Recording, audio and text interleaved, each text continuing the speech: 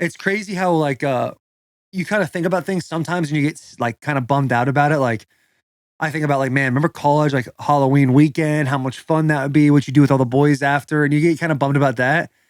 But then like I do things like last night when I get pretty drunk and then everyone's like, let's go out. So we go to Losers and I pull up at Losers on crutches.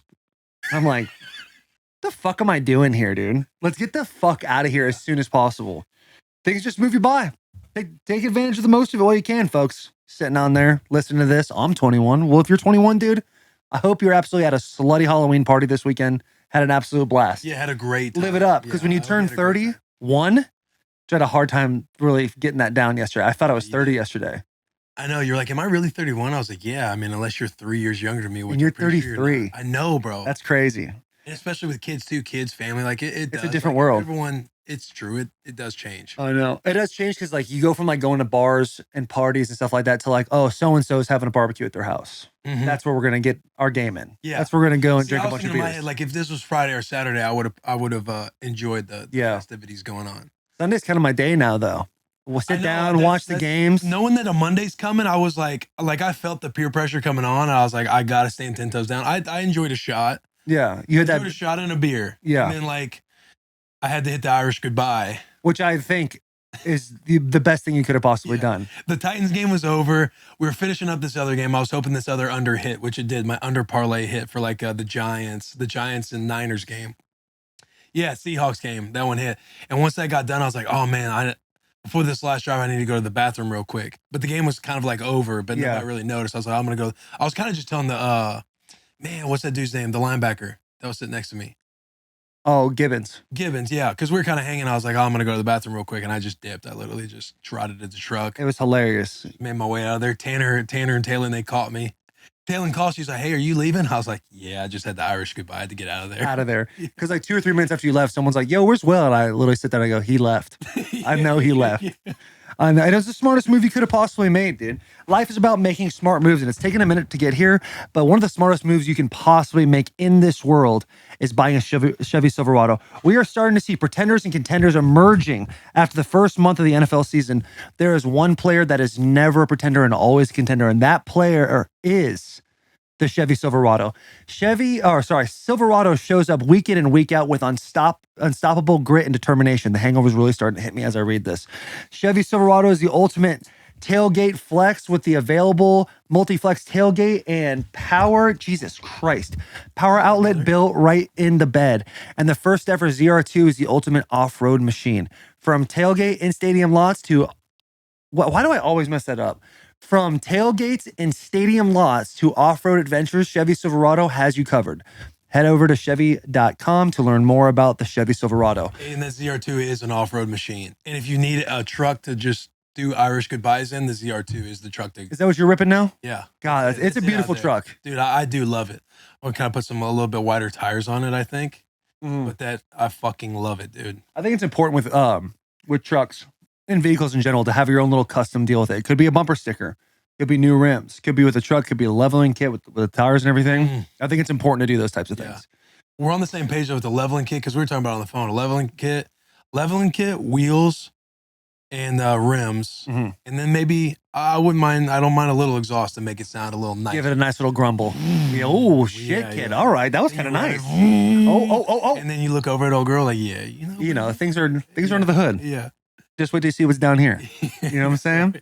I do like a tint too. I think a tint on a vehicle goes a long way. Have to have a tint, right? Yeah. You're in there picking your nose at a red light. You don't want people catching you. Best way to do that is with a tint. Free the booger, dude. Free the booger, man. Free the booger. My kids are all about freeing the fucking booger. Dry on your finger like as you're driving. Is that what you guys do too? No, I like to roll it up till the sticky wears off and give it that good old fashioned flick. But sometimes you know what I'm saying? Sometimes that thing might be a little wet. Like it'll take it drips out. It'll take like drips out a little bit. minutes to like get the thing into a ball. Yeah, and you kind of question it. If it takes that long, you just eventually out the window. Stop like subconsciously knowing what you're doing and consciously know what you're doing, and eventually you're like, what am I doing? I'm 30. And you're like kind of doing it like below your legs so nobody can see. Nobody can see, not one bit. Yeah, dude. Fucking picking boogers, dude. Free the booger, dude, in your Chevy Silverado. That is the absolute move. What do we got going on today, dude? Big weekend. if I could, I know we're gonna jump all around. First off, this little camera needs to move because I can't see this monitor, or we got to move the monitor or something like that. Eventually, not now. We can. This is gonna be down the road. Let me complain about it for a little bit. So I can't see this, but I will say, Will was right about Michigan State taking the under. That was very smart. Yeah, but Michigan donkeyed the fuck out of Michigan State. They really didn't stand a chance the entire time, and I know a lot of people are hating. A lot of my mentions were absolutely catching fucking hands all week, dude. You're a piece of shit. Oh, remember when you threatened that person? Don't you have 17 assault cases? It was a bit of a deal. But your boy just withstand and kept saying shit over and over. Over and over. Like the Jon Snow gift, bro. Dude, I was literally fighting the entire Michigan State fan base. And now that it's over, like, we can just all go back to our lives. I'll see you again next year. Like, we don't need to, the hate needs to stop. I'll stop hating. You guys stop hating. And then one thing that happened after the game that your boy, because of my past and having a couple of assault cases, really didn't touch on, but low key, Michigan State was like gang jumping Michigan players. Like, what are we doing about that? That's crazy. That was wild. There's two videos. You see the two? You see both of them? I saw the video where they were beating it up, and it was really close. Yeah. And I'm thinking, like, I saw that the dude skipped like alongside of him. And it's like, yeah, I mean, you're probably gonna get your ass whipped. Like, if I'm in that moment, I know the boys are gonna get riled up. Like, what are you doing skipping around us? You already beat our ass. Like, we're gonna toss you around a little bit here. Right. But then when I saw the video of the dude like swinging his helmet, and they're like, really, Aaron Donald style. Yeah, they didn't just like. Obviously, it's an entire football team beating this dude up, basically. Like, yeah, push him around, do all that stuff. Yeah. But the dude's taking their helmet off, trying to, like, continue to end his life. Like, that's fucked. Like, that's too far. Like, I don't mind a little scuffle. You got, I think a scuffle is so needed. Yeah. You want the scuffle, especially when it comes to rivalry games. Yeah, and the dude was living in it. He was skipping. Yeah. He's like, fuck you. Yeah, let him have it. I'm like, yeah, we just whooped y'all ass. Or he's dapping up all the Michigan, like, right in front of him. Yeah. Then he says one thing, like, yeah, you're going to get tossed a little bit. What I was disappointed in, and listen, there needs to be repercussions for those guys' actions. You can't just roll dice, and the first dice counts for how many guys are jumping in, then the second dice is how many minutes. Like, you can't be, like, jumping dudes in. That can't happen. And I know that's fucking, I'm over here saying shit when I've done shit, but I've never taken with 5 dudes and beat up somebody. I've never done that in my life. Yeah. But I really think that there needs to be some repercussions. These guys might catch charges, and we got to figure out a way for like this to move down. But I think it makes the game better, especially in college football, when there is a scrum at the 50-yard line, when guys are pushing back and forth, the coaches are holding players back as they're trying to fight. And another thing too is like, one dude's getting his ass beat. Like, where's the rest of the team at? Where's my boy Trevor Keegan rocking them 7s? He was probably in there holding Paul Bunyan for a little too long. But one dude, this locker room we're looking at right here in this video, that's literally the Michigan State locker room. That's the Michigan State. Those are the doors open to Michigan State's locker room. And then Michigan's locker room is on the other side. Like, what are we doing? And there's also in the second video, there's another video of like people running away. Like, you with the obvious Michigan garment on. Like, you need to get your ass in, like that buddy at the end. Like, you need to get your ass in there and help the boys out. Yeah, you got to throw your bows around a little bit.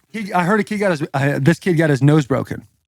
Nose, like, I think so. It was a number 1 or number 0. That kid, yeah. I heard he's got nasal damage. I don't know what that means, but there's shit going on that it's a bit of a deal. If you're an AD, how do you handle that situation, you think? Which AD? I like that. At Michigan State's AD, what do you do?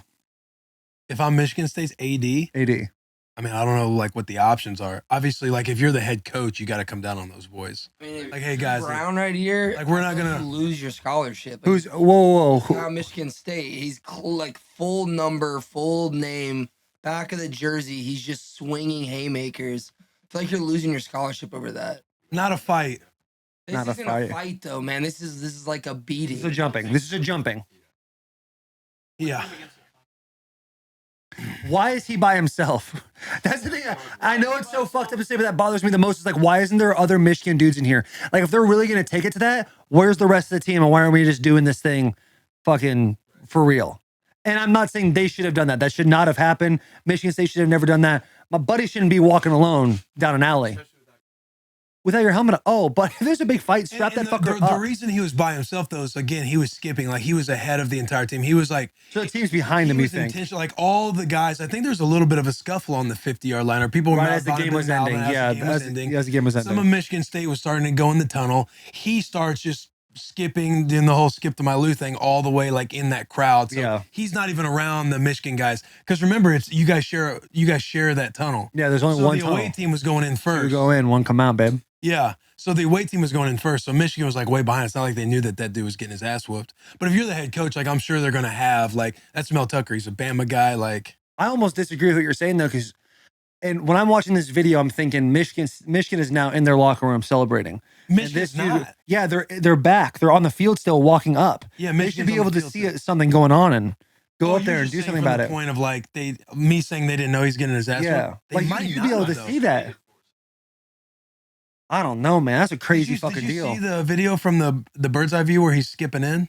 Yeah, and he's like dapping up the fans. He's walking up. Pretty far away from the majority of the team. Yeah, okay. Like, there's a lot of guys. That's all connecting a little bit better for me because I really thought that like Michigan was already in their locker room when this was going on. Yeah, I mean, you got to first off. There's a lot of things. It's wrong, and we're not going to like joke about that too much, but a little bit of situational awareness. Yeah, I mean, you start dapping and getting hyped up, and you look around. There's a bunch of white jerseys. Like, still go ahead and bow up and act tough, but also start inching towards your boys. Right. You know what I'm saying? Right. Like no. Like all it takes is one guy. It's like a bunch of rabid dogs, dude. Like one dude's gonna be like, "Fuck it, I'm gonna hit this guy." No one else is gonna know what's going on. All of a sudden, they're beating the shit out of this guy, and we don't know what we're doing. We're just doing this on the ground, right? That dude was basically doing what Lenny said he would do. Yes. Yeah. He's exactly. like, I'm gonna take on the entire team. What's the worst that can happen? Broken nose. Broken nose. Yeah. I mean, it could have got way fucking worse. It could have got way worse. And the way that the Michigan State guys were trying to beat the life out of him, it's like, all right, guys, like there's 100 of you guys. I know. It really didn't seem like anybody was trying to stop it either. I know. Like, we're the coaches.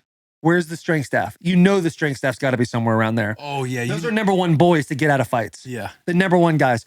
Big, strong dudes. They wear shirts that are one size too small for them. Yeah. But you know when a scuff happens, hey, be adults. They're going to say some shit to you that makes you feel like a child. Yeah.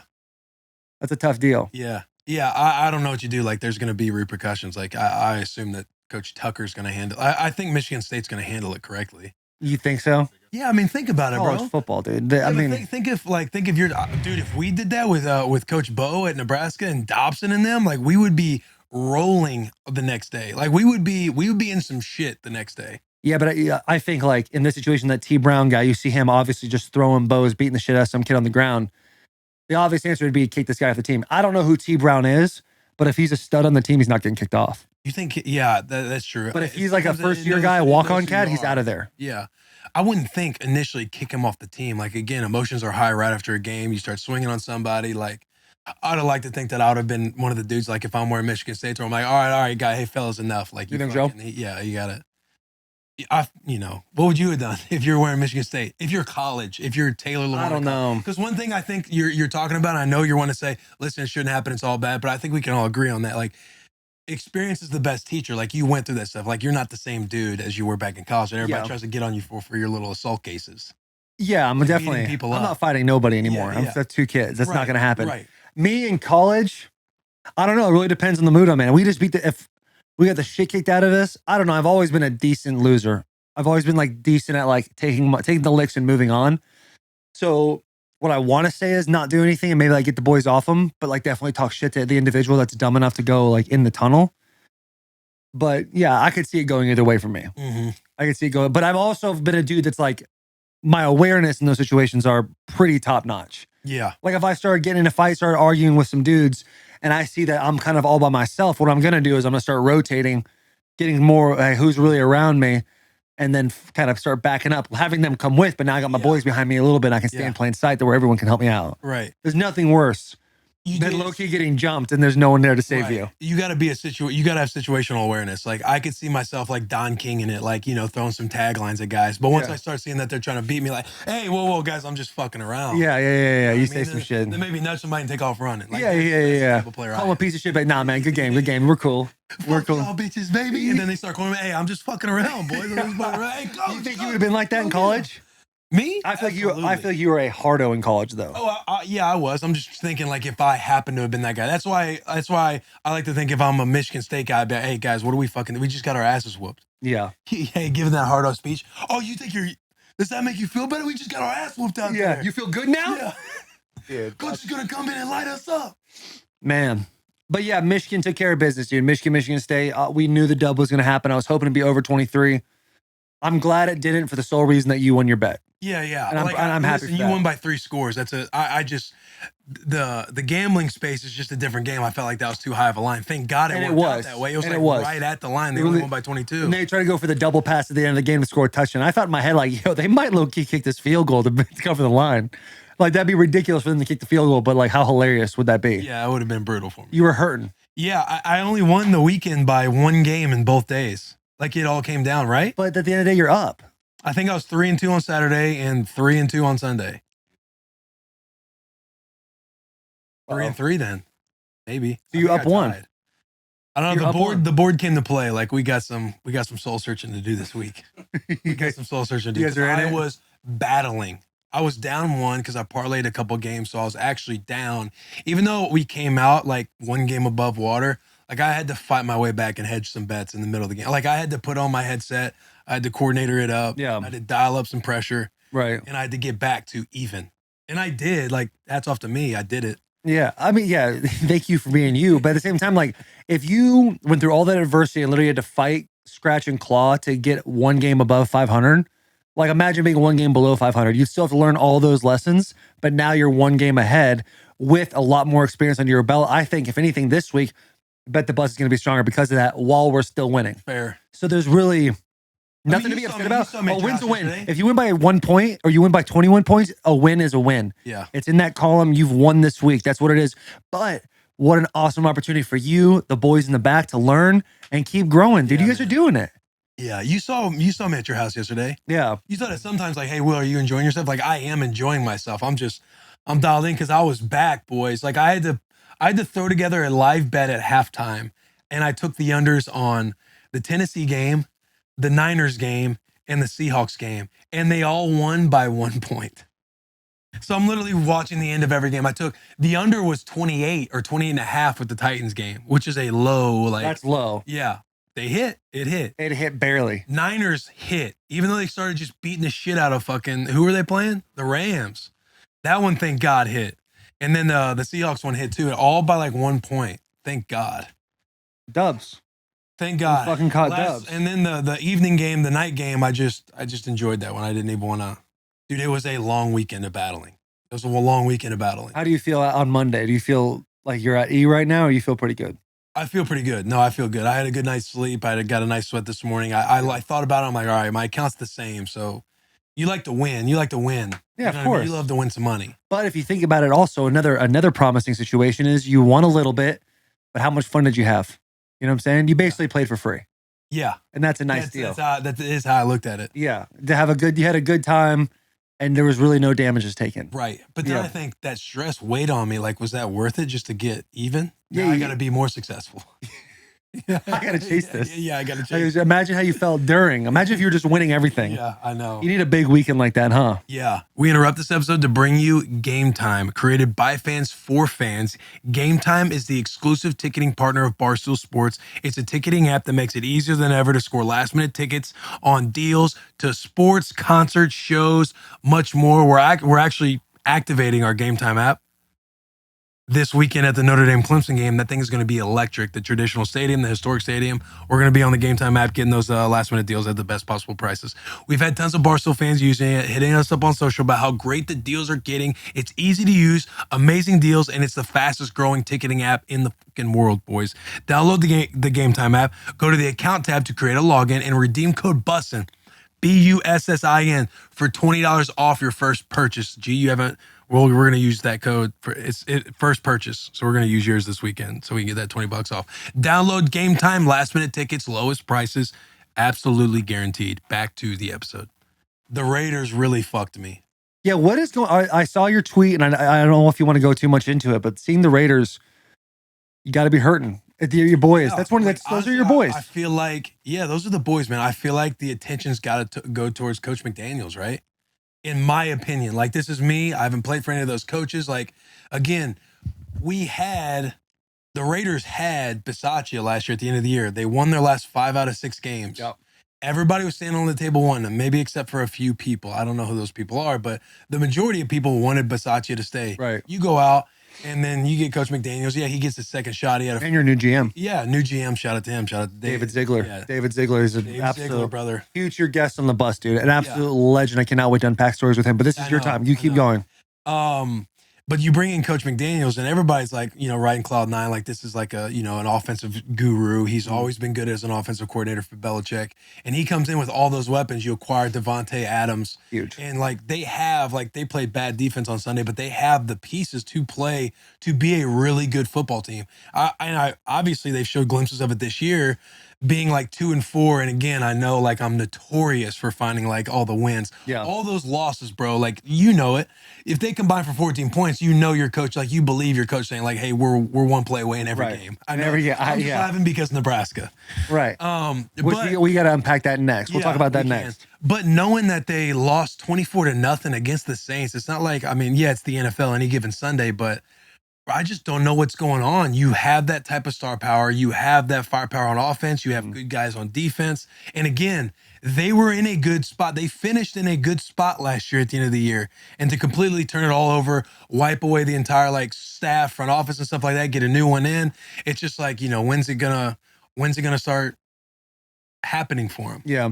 A thing too to think about, I don't know these guys at all. McDaniels, I don't know him, but I have When you say guys, are you talking everybody? You talking coaches, I don't know the coaching players? staff. Literally the only person I know is Dave Ziegler. And if you're a Raiders fan and you're listening to this right now, Dave Ziegler's going to put you on the right path, buddy. He is an outstanding guy. He obviously, the lineage he comes from, the guy I truly believe in Dave Ziegler as the GM of the Las Vegas Raiders. But I think, and this kind of happened with us early in my career, like you get these offensive gurus in here and they want to see it come and dissect all these different things. We can run this play or that play. And then you end up looking at your playbook going into a game and you have like 40 something plays. And it's like, that's way too much for guys to remember. And it's like, it could be 5 or 6 plays with the little changes here and there, but those little changes, the more you have to think about them, the slower you're going to play. I don't know if that's a thing, but just from my experiences, seeing that on the opposite side of the ball, knowing that like, usually simplifying things and having your bread and butter and having like a couple of gadgets off that's all you need. Like, you know what the team is good at and do that. Make them beat you at your fastball first. Yeah. And I haven't paid enough attention to the Raiders. I probably should start paying more attention. But with all that talent, the coach has got to be sitting there having a little bit of stress of like, how do I get run for the ball? How do I get this guy the ball? How many times should I hand it off to Jacobs? Like, you have so much talent in that team. Sometimes it becomes more of a burden than it is a blessing. Yeah, that's a good point because it is hard. It's like, how do you? I think you need to just continue to run through Josh Jacobs. The dude before yesterday, he was on a 3-game over 140. He was averaging 150 a game. Like, he legitimately physical punishing motherfuckers running the ball. Like, he looked good. And it's like, this is the way you need it. I know you got all the bells and whistles on the outside, but obviously having a good running game always helps. But it's just interesting how it's not like it's not coming together. And again, I don't know. I read a thread a few weeks ago from Tyler Columbus, who had played for Coach McDaniels. It just seems like coming from the Belichick mold, like there'd be a lot of like spreading red ass, even after wins, like feeling good. And I know we're a Pro Vibes podcast, but vibes in the building fucking matter to players, bro. Yeah. Like if you feel like even on wins or you're not, sometimes when you're losing, like say, and I hate to just completely talk about the Raiders and be like, all right, we're going to end up pointing the finger here. Let's just talk about a losing team in general. When you're losing, I feel like what usually works the best for players, and if I'm speaking the coaches, but because it trickles down to the players, but finding ways to like inspire and motivate them to be like, like when Vrabel, sometimes he'd roll clips of good football. Like when we were like down, we felt like we were down bad and we kind of had a butthole type week of practice. Yes. And then the night before a game, and he's like, show me where we can't fucking play. And he's like encouraging, I'm getting goosebumps talking about it. He's like, look at, Jeff Simmons do this. Look at Derrick Henry cap people off. Yeah. Taylor, look at Taylor running downfield, your blockers running downfield. Like, guys, we fucking have it. Like, that's like, you go to bed with a little bit of juice, a little bit of like, like, why are we hanging our heads about shit? You shouldn't be doing it at all. Like, the vibe around the team matters. And like, if you're just like a negative vibes guy, it's going to be tough. Yeah, I'm not saying he is. I'm just trying to dissect as much as I can. You come from Belichick, dude, and when I've never been in that locker room, so I don't know. But you hear a bunch of guys that come out of there and say it's like, hey, it's not fun to play there. Like, you're strictly there to win championships, and that's it. Now a lot of fans are sitting there being like, yeah, that's why you're supposed to be there. Right. That's why we pay you money. That's why we pay you money. You got to win championships, and I get that. But it's a fucking physical game. It's an emotional game. It literally drains the shit out of you. Like every single season I've ever played a football, like at the end of the year, as soon as the season's done, I get sick for like a week because you're just like so emotionally drained. So it makes it a little bit easier. Like you're talking about when Vrabel's putting those clips on, the guys are, hey, look what we're doing right. This is good. Now it's a totally different situation for the Titans now because they're on a 5-game win streak. And so how do you kind of sit there and say, hey, boys, like, let's stay humble. Let's separate now. Like, this is all about separation from everybody else. Let's keep that train going, which I think Vrabel does a really good job of. His presence in front of a room is, I mean, of all the coaches you've seen, of all the coaches I've seen, is probably number one. Vrabel commands the most presence. Yes. Like, there's obviously pros and cons to every coach, but Vrabel is like, anywhere I go, I'm like, yo, Vrabel has a 30-minute team meeting to start every day. Yes. Which I felt like we could have benefited from being in Washington and seeing all the stuff that happens and things that like leak through the cracks. Yeah. It ended up affecting the team. Vrabel does a good job addressing pretty much all this stuff. And I'm not even talking about headlines. Like there might be a headline, but the man just does a good job of like, we're starting every day. We're going to be a team. We're going to call out bullshit. We're going to talk about things. We're going to talk positives, negatives. We're going to do all that from each and every day, from a game aspect, from a practice aspect, everything, keys, vision, everything. I feel like he's done the best at that from anybody I've been around. And the biggest win to all of that is this team walks in, a bunch of individuals walk into a room and reset every single day. And now we know what the mission is, what are the keys to victory, and how are we all on the same page to win this game by doing X, Y, and Z. He does that. He puts you in the room, 8 o'clock, every single day, dude. Wednesday, Thursday, Friday. You are in that meeting room. Buttholes are tight because he's going to ask you questions. He's going to ask you hard questions, and no one's exempt except for maybe Derek. No one is exempt from getting asked questions. You're going to get asked questions. You got to know the stuff. You're going to look dumb. And that's just kind of like what it is. But once you can get over the fact that, okay, I might look dumb here, and you start looking at what Vrabel's really doing, which is easier to do as you get older, it's an extremely beneficial way to go through a season. Because you know, like, hey, wide receivers, we need you guys to block so-and-so this week. You guys block this guy on the perimeter, we're going to be all right in the run game. So you know as an offensive line, like, we got to hold this guy accountable. Tight ends, you have to do this. Offensive line, we need you to protect against these guys. Obviously, that's like what you're supposed to do, but how are we going to go about and do that? And then later in the week, it's like, hey, Taylor, talk to me about Max Crosby. Talk to me about this guy. Like, what are his moves? And then now everyone has to see, okay, is Taylor looking at the film? Is he doing what he's supposed to be doing this week so we can feel like we trusted him during the week? And so there is a huge level of accountability when it comes to the Titans locker room. Now, when you go 0-2 in that, like, I've been 2-4 with Vrabes in the beginning of the 2019 season when I'm going to AFC Championship. That locker room at 2-4 and the locker room at 0-2, I think that's where Vrabes has grown the most. Because Vrabes does like to just hammer down when things get tough. I think this year, watching him those 2 games, he's done a phenomenal job of like keeping positive vibes. Kind of walking in, hey boys, this isn't a funeral. Like, the Titans aren't done. It's like literally we're in the middle of September right now. And handling things. Guy keeps growing. That's why he's in the running for Coach of the Year again. Yeah, him and Dable. Fuck, I keep saying that wrong. Sirianni. Yeah, the Eagles are fucking playing well too. But yeah, bro, Vrabes is like, because first year, I feel like he's developed too. Because the first year, I low key, like, I did not enjoy playing for him a whole lot. But then the second time, also, the first year you were there, elaborate on that, because guys are walking in the locker room like, I fucking hate Mike Vrabel. Yeah, I hated him. Like, I would get in my truck and be like, fuck, I can't believe I got to go put in another day. Like, those are times when you start thinking about like retirement for real. You're like, man, do I even want to do this shit anymore? Like, because I'm starting my day just in a bad headspace. It's like, fuck, what's going to happen today? Like, what's going to get bitched about today type of thing. Like, I did not enjoy driving into the facility compared to like years past or teams past. And that's why it's like the vibe does matter because there's so many variables that go into just winning a football game on Sunday. But yeah, and then fast forward to 2019, it was like way different. And then obviously it feels different now. I haven't played for him this year or last year, but like you can just tell it's a lot different from when it was the first year. The first year, like, dudes did not really fuck with him a whole lot. No one fucked with Mike Vrabel his first year. But I totally get it. Like, he came in with like a wrecking ball, like really trying to figure out who wants to be a part of it and who wants to get the fuck out. Correct. Like, a new coach in college. New coach in Mm-hmm. college. Like, those winter workouts are going to be the hardest winter workouts of your life. We're going to find out who really wants to play football and who really doesn't want to play football. So I think he's done a good job of that. I'm anxious to see with the Atlanta Falcons now being at top of the NFC South, how that locker room is right now. Arthur Smith. Probably, if you're looking at, besides the Panthers in that division, they probably have one of the weaker talented teams. Like an NFC least type of division. Yeah. But like the Falcons, of that division definitely aren't from a personnel standpoint the strongest personnel. They got a lot of Arthur's in there catching dubs for the boys. They're going in an electric game yesterday. I saw a cap space thing, and they're like one of the tops. Like they're gonna have a lot of money to do stuff in the future. So it just shows like how they're trying to figure out.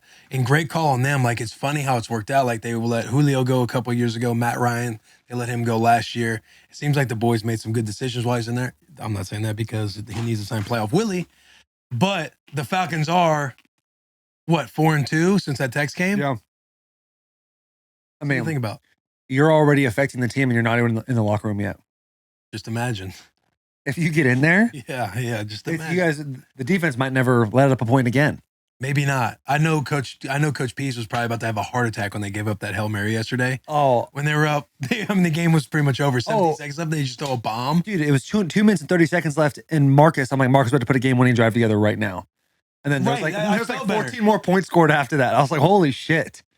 I fucking love Marcus, dude. What an outstanding individual. He's been wheeling and dealing. He really has. Yeah. He's out there making money, dude. Every throw he makes, more money for him. Bag. I'm super excited for the boy for sure. Yeah, Falcons are looking good. I think they could take that division. I mean, the Buccaneers. Are they dead? Are they dead? I think they're dead. It's tough. It's tough for me to say because my whole life, I feel like you can't ever bet against Tom Brady. I know, but again, father time gets everybody. Hey, you die a hero or go out a hero or live long enough to become the villain. And we've seen it. We've seen 1 year too long, dude. Yeah, we've seen this story. Imagine if he just walked away last year, then there'd literally be nothing blemishing his record. Yeah. It'd be like deflate game. There'd be nothing. Nothing. And he's going on that big media deal he got. What was it, like 30 something a year? Buddy, it's like $270 million with $30 Fox, million right? a year? Crazy. Bro, yeah, it's nuts. It's like and I think the same thing. Like anytime I'm thinking about the game, I'm like, yeah, but do I bet against Tom Brady? It's tough to do that. That like goes through your mind. And then they're on a how many game losing streak? I think they've lost 5 of their last 6. It's tough, man. That's fucking tough.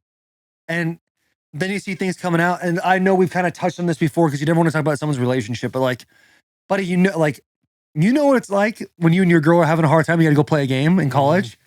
Imagine that on the magnitude it is right now. He's got to be fucking hurting out there. Yeah, it's got to be tough to balance all that stuff. And it does suck that like your marriage stuff has been leaked in the headlines. It's tough. Public at the forefront these last few weeks because it's like Tom Brady's such a monster story. He's the greatest player of all time. Of any sport. So obviously like people are going to, as simple as like going out to eat or like some of these rumors happen because they go to a hotel and somebody sees them at the hotel.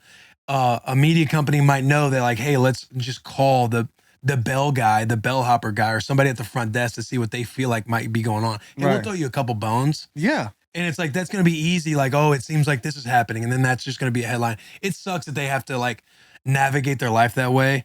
But yeah, man, but if you're Tom Brady and the alleged stuff of having like an ultimatum, like if I'm Tom, I'm dipping. I'm out of there. I'd be like, boys, listen, this is the deal. Let's just hypothetically. Now that you put that in, we can say whatever we want now. Now we can say whatever we want. Whatever we want. Because I do. It does suck that it's like, you speculate about the marriage and everything. Like, should we have a moment of silence for Tom Brady's relationship? Tom Brady and Giselle, like, coming to an end?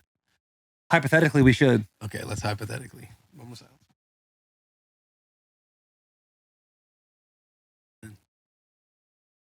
silence. Yeah, like that's tough. But hypothetically, let's say an ultimatum was dished out. Mm-hmm. You go first. Okay, if there's an ultimatum dished out to me and my wife comes up to me and says, "Hey, football or me?" and I'm in Tom Brady's position, family. Football or family? Football or family? Yeah, sorry. I was like, family. Yeah, what is this? Oh man, Vin Diesel from fucking Fast and the Furious. Just bamboozling throwing that shit out of me right there. Fucking yeah, family or football. I would sit there, and the hardest thing I would have to cope with is walking into a locker room and telling the boys, "Hey, listen, like I gotta leave. I gotta go, and I feel like a quitter because I'm leaving in the middle of the season. You should never dip in the boys. Like that's gonna be the biggest thing for me with my children. If they choose to play sports, you can't quit in the middle of the season. Mm-hmm. You're not allowed to do that. If you want to do this, you have to commit because there's people counting on you, and that's like a hard thing for me to speak out of both sides of my mouth. But for me, I would say, hey, I gotta go. I gotta leave. But there's another part of me that's like, Why the fuck are you giving me an ultimatum? Right. That's like where the ego kind of gets blown up a little bit in my head. Like, Yeah. how come I have to choose? Right. Now we don't know what the conversations they had before. Hypothetical. This is pure hypothetical. Pure I know hypothetical. it's tough You know for what I'm us to saying? navigate this. Because Yeah. I don't want to talk about another man's relationship I and what know. I would do. But if we're talking about hypotheticals, that's what I would do. Yeah. I would dip on the boys, even though we're pro vibes for the boys podcast.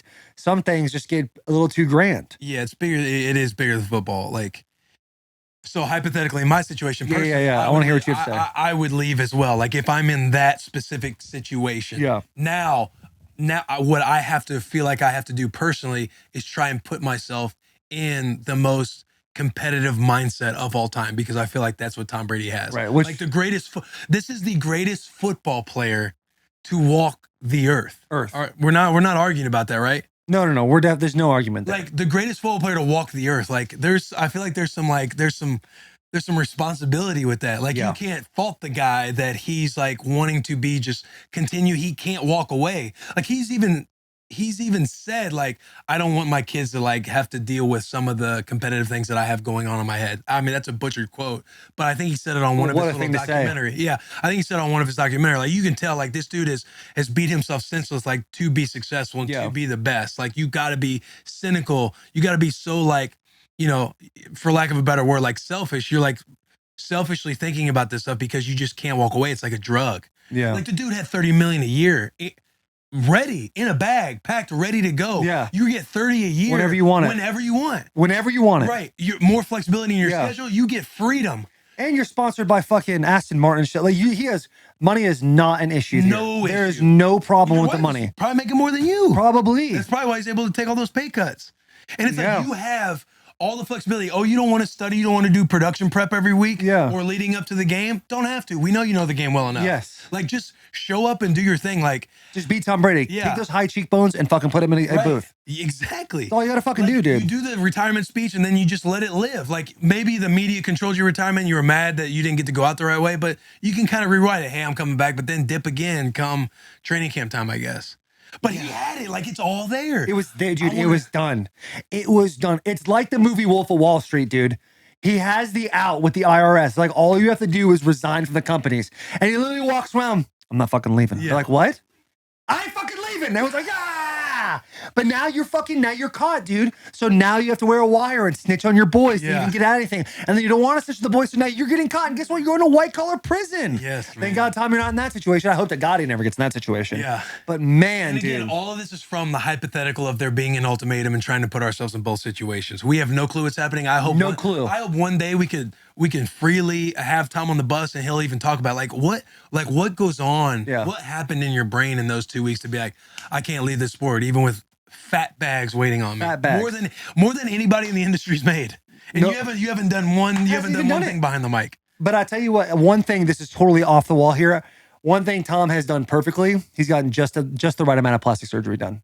Can you tell? I think a little too much. You think so? I think so. I think his cheeks are great. His jaw is strong and his teeth are white as can be. I think, so how old is he? 45? 45. So I think at 43 and 44 years old, you're like, man, he looks fucking good for being a 43. Right, and now you think it's too much? Yeah, now at 45, I'm thinking, okay, you're doing a little too much to stay young. You gotta... Because I feel like his hair is kind of doing that whole, like, you know, in a Barbie doll where it seems a little like fried coming out of his head? I feel like that's what's happening in his hair. That's, again, the hair, too, which Tom has had, like, the hair forever. I mean, look at that, bro. Yeah. Yeah, I think he needs to eat a little bit more. You can tell he's probably not been eating. No, he's sad. That shit takes a toll on you, bro. Those are depression cheeks. Yeah. That's a good point. I wasn't thinking about that. Like maybe he's thinned out so much because this life might be taking a whole. He does look a little methy. Yeah, there is something going on. But dude, for a 45-year-old man, you're looking at that. You're like, that's a handsome boy. He's doing well. Oh yeah, I mean, it's Tom Brady. It's Tom Brady. He's the GOAT. Like, look, look at him in his younger years, bro. Oh yeah. I mean, come on. He's a good-looking cat, man. I can only imagine like all the shit he's trying to juggle, because playing ball is just like, dude, we're that balance, trying to have that balance. Yeah. Do you think he has a tanning bed or gets spray tans? I think it's just his genetics. Buddy, those are the same genetics in both those pictures. Yeah, but he wasn't on the TB12 method early in his career. Oh, so like lack of tomatoes gives you more of a tan? Maybe. We don't know what's going on in that household. That's true. We interrupt this episode to shout out the greatest boot ever made. Georgia Boot. No free shout outs, Georgia Boot. Georgia Boot makes super good looking and super comfortable boots. So comfortable, you never want to take these boys off. It doesn't matter if you're playing in the Thanksgiving Bowl. You can rock these boots while you're playing, whether you're inside, outside, grilling, whatever you're doing. They're perfect in absolutely any condition. They do not sacrifice comfort or style. Whether you're on your feet all day, all that shit, boys. Georgia Boot is the boot. Georgia Boot is him. Head over to georgiaboot.com and use code Bussin for 20% off. That's georgiaboot.com, code Bussin for 20% off. Back to the episode. We were on the Tom Brady conversation, which I would love to talk about the Antonio Brown podcast that he went on. And the way he talked about Tom Brady on that podcast, the guy was like, I genuinely want to know what happened between you and Tom. And then he continued to read off quotes that Tom said and then flipped it to where it's like, it seems like every chance you get, you're trying to throw him under the bus. Like, talk to us about how it got there. And then Antonio basically made it seem like people are overthinking it, which no one is at all. I don't think, All right, now do you say you want to transition to that, or are we here now? I think we're here. Okay, I think good, that was it. good, We're good. here. I was just making sure because I know people knew what took a break and stuff like that. Here's what I gathered in that type of situation right there. And I don't know Antonio Brown. I've literally been around him a handful of times, and I enjoyed every single time I was around him. I thought he was a fun-loving guy. This is before this is when he was still with the Steelers. What? You all right? I was in there, bro. Oh, woof. I was about to get them foamy. The ice foam cubes at tree. the The bottom, foam tree. yeah. Since Antonio Brown's left the Steelers, and I don't want to sound disrespectful, but I will say, like, he seems completely delusional in his life. It seems like nothing's his fault. He refused to look in the mirror. I would love to have him on the podcast to talk about it. I think it's hard to watch a guy that was so successful and then just kind of throw it all away and not take any accountability for his actions. It's because you watch that video and he's like, how is he going to throw me on the bus? It's like, AB, it's pretty easy to do that, buddy. Kind of being interruptive, kind of like, I know, yeah, but how's he going to throw me on the bus? Yeah. Like, come on, like, bro. dude, you went during the Jets game, you literally left and like was like hyping up the Jets crowd. Yeah. And like causing scenes and stuff like that. And then went on a pod to talk about you're not getting paid a certain amount of money, but other players are. And then because he was like, you guys are overthinking it. Like, I'm basically just trying to take a photograph that was like a real moment and then sell it for charity of like fatherless kids. But weeks before that, you're posting the memes of Tom Brady leaving the house, like the little children's book photo. Like, you're like taking jabs at Tom the whole time. Yeah. And even the fatherless kid thing is a jab at Tom. Yeah, that's why you're playing into it. Like, it's Tom's leaving his kids type of thing. Yeah. And it's just too much, dude. Like, it's somebody's family. The way you said it, though, that was a good way of putting it all. Like, it is tough to see somebody so successful doing that because I think that's like, it's like I saw that, I'm like, this dude's a fucking clown, man. I really hope he goes somewhere. Like, there's gonna have to be a rock bottom situation. I hope it doesn't involve anything of him hurting himself or somebody else. But rock bottom is going to happen at some point in time. But when he does hit that rock bottom, if he's able to find somebody to help him, get some tools to become better, or like know how to navigate through this life that he's dealing with in his shoes, life's going to be a whole lot better. And I think if he's willing and able to do that eventually, then we need to embrace him with open arms. Because you can't fault a guy if something happened 5, 6, 7, 8 years ago, 10 years ago, and then keep holding it and hold it over his head if he's willing to take the time and learn and work through things. I think he's got issues and he's just got to figure his shit out. Yeah, no, I agree, bro. Like, it's all the stuff he's doing is really like, it's so stupid. It's like, clearly you're doing it for a lot of like publicity. He's a rapper now. Yeah. And he's notorious for like, you know, he's showing his checks that he's making, that he's being a rapper, making all this money. The dude's notorious out there for like not paying people back, like when he buys stuff. Yeah. Like, he's just like, it's a lot of clown show stuff. A lot of clown show stuff. And it's always tough for me to say things about people when I don't know them because you don't know what they're going through, but it seems pretty cut and dry at this point. Yeah. He's got a bunch of demons. He was willing to work through it. Saying like when people are trying to say, hey, let's the help thing, the mental side, like people did an outcry type thing, like when he did leave and all that was going on for like a week. And like he went on saying like, everybody keeps talking about my mental. He's like, my mental's great. Like, this is who I am, blah, blah, blah. And it's like, at some point they show you who they are long enough. Like, you just got to take that. That's who they are. Like, that's who they are. It just seems like he's like a bad dude. At this point, it's not like he can't change. That's what it seems like. Right now, bad dude. Bad guy. Yeah, like if he's hanging around enough, I'm pulling people aside. I'm like, hey, I don't know if this is the guy like we should be fucking hanging with. Yeah, that's a tough deal, man. I hope shit gets figured out. Hope he hears this. Hope he gets mad about this. Because mad is just sadness hiding. Anger is just sadness. I like hiding. that. You know what I'm saying? Yeah. So, come on, Bo, come sit down. Come sit down with the boys. Bussin' With The Boys. We'll have him on Absolutely. Bussin' With The Boys. It'd be awesome. Are we good on Antonio Brown? Can we pivot a little bit? Yeah, we can pivot. I like to pivot because I know we're running our faces off right now. And we still have a couple segments to do today. We need to talk about Derrick Henry, the greatest running back in Tennessee Titan history. Cemented, right? Cemented, Jack. Yeah. Cemented. I don't know if it's cemented. Jack. I mean, he's got the most touchdowns in franchise history. It's hard not to argue against it. I love that. That was calm, cool, collected. My man, he knew what he was doing right there. I think Garrett? he's well on his way.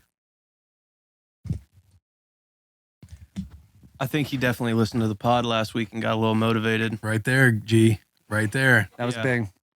Garrett does a great job of always keeping in mind what this podcast does for people and around the world, especially the merch. Yeah. He's always good at bringing it home. You did a great job there. State. Amen. Kansas State. You saw the ass beating they put on Oklahoma State. We talked a lot of shit. We as in me. We talked a lot of shit on Kansas State, and they hung up they beat them 35-0. Did Adrian Martinez get hurt or did they bench him? I don't know. I didn't get to watch the game. Because that's what was shocking to me is it wasn't even him in. Oh, really? No. The backup who came in for him when he was hurt the week before did a really good job. That's one thing you don't really need to worry about drama. And I mean, I know we're just pivoting. I want to get back to that for sure. But Adrian Martinez is like one of the boys. Like he's not gonna hang his head or mope if he lost his job or something. He's like the perfect teammate. Boom.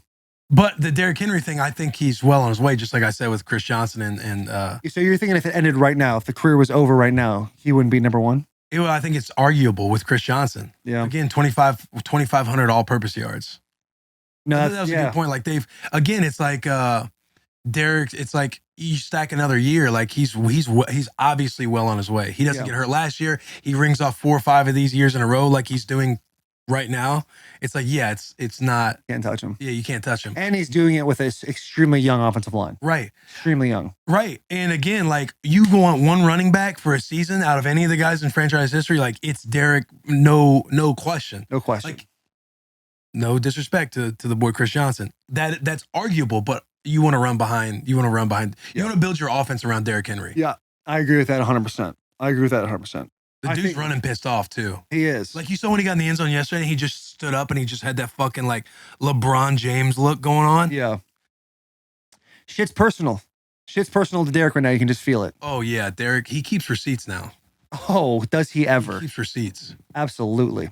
What else we got on the docket here, boys? Dude, another person that keeps receipts. You know is going to keep receipts. AJ Brown. Yeah. The dude is fucking having a goddamn year. A year. And whether or not, like, now we can play armchair quarterback because we can live in hindsight. Like, hindsight's always 2020. Always. Like, yeah, he would have probably been worth every penny if he was asking for way too much money. Because it seems like, remember, we've talked about it before. I know when Chris and them were on, I was saying what I've heard is he was asking for way more than that 25 a year mark, which is like, it just, in that moment in time, it didn't work out. But like looking back, it's like, damn. Should have paid him. AJ Brown He is said, going like, oh, damn. off. 3 touchdowns in 1 half. And he's pointing at motherfuckers, dog. When he pointed, I was like, him.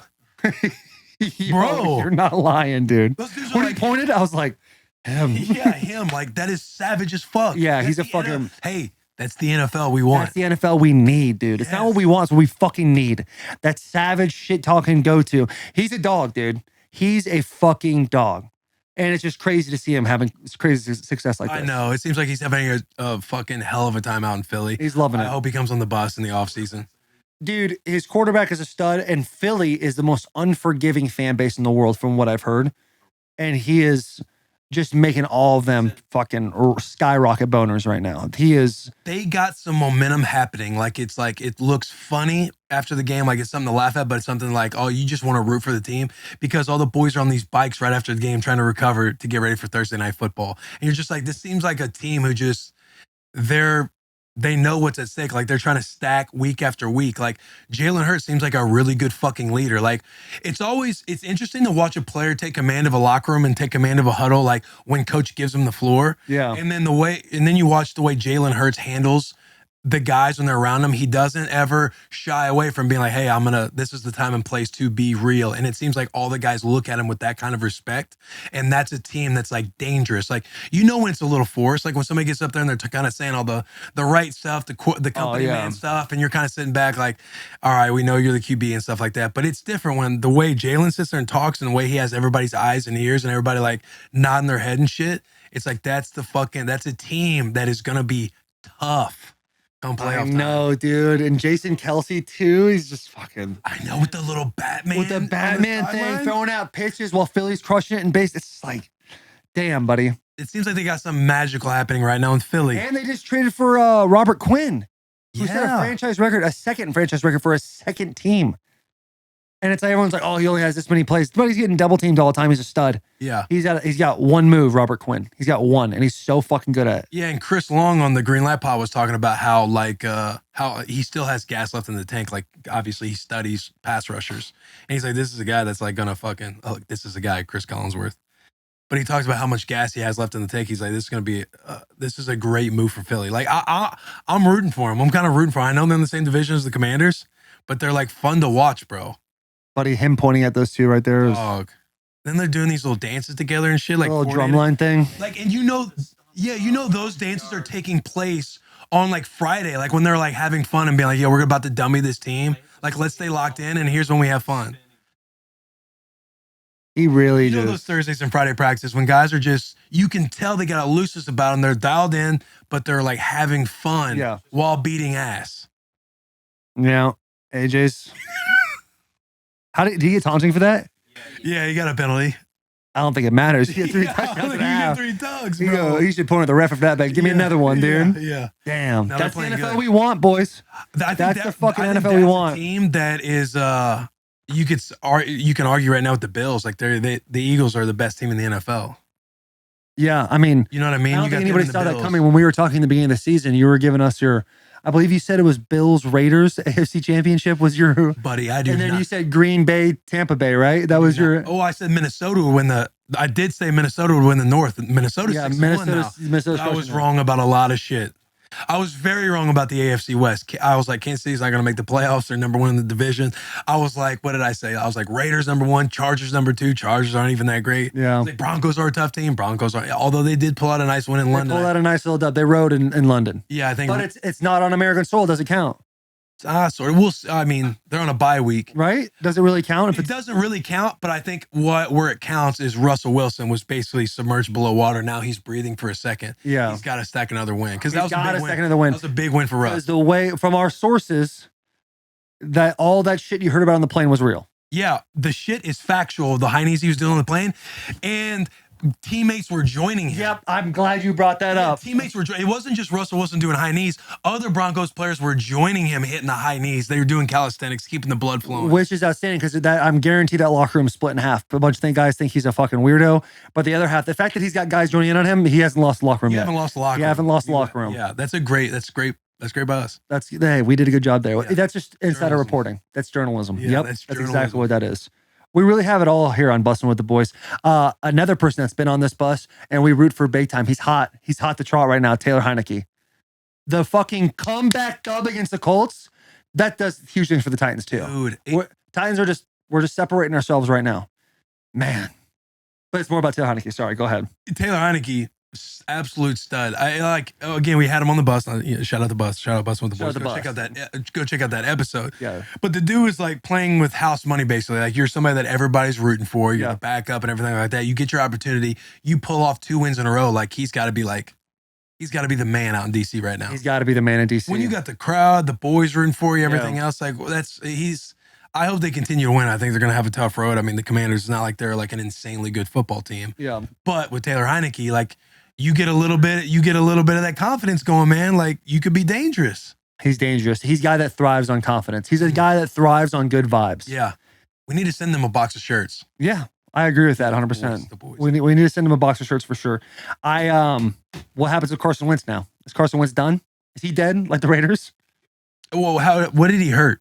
Is he out for the year? Oh, Mitch. Wow, Mitch saying he shouldn't play. I don't know what's wrong with him, but he shouldn't play. I tell you what, that's like a good kind of topic to speak on. you could probably talk on it from when you were. I don't really know what your rookie first 2-year situation was, but when you're somebody who's like the starter, but you're not like the locked in starter.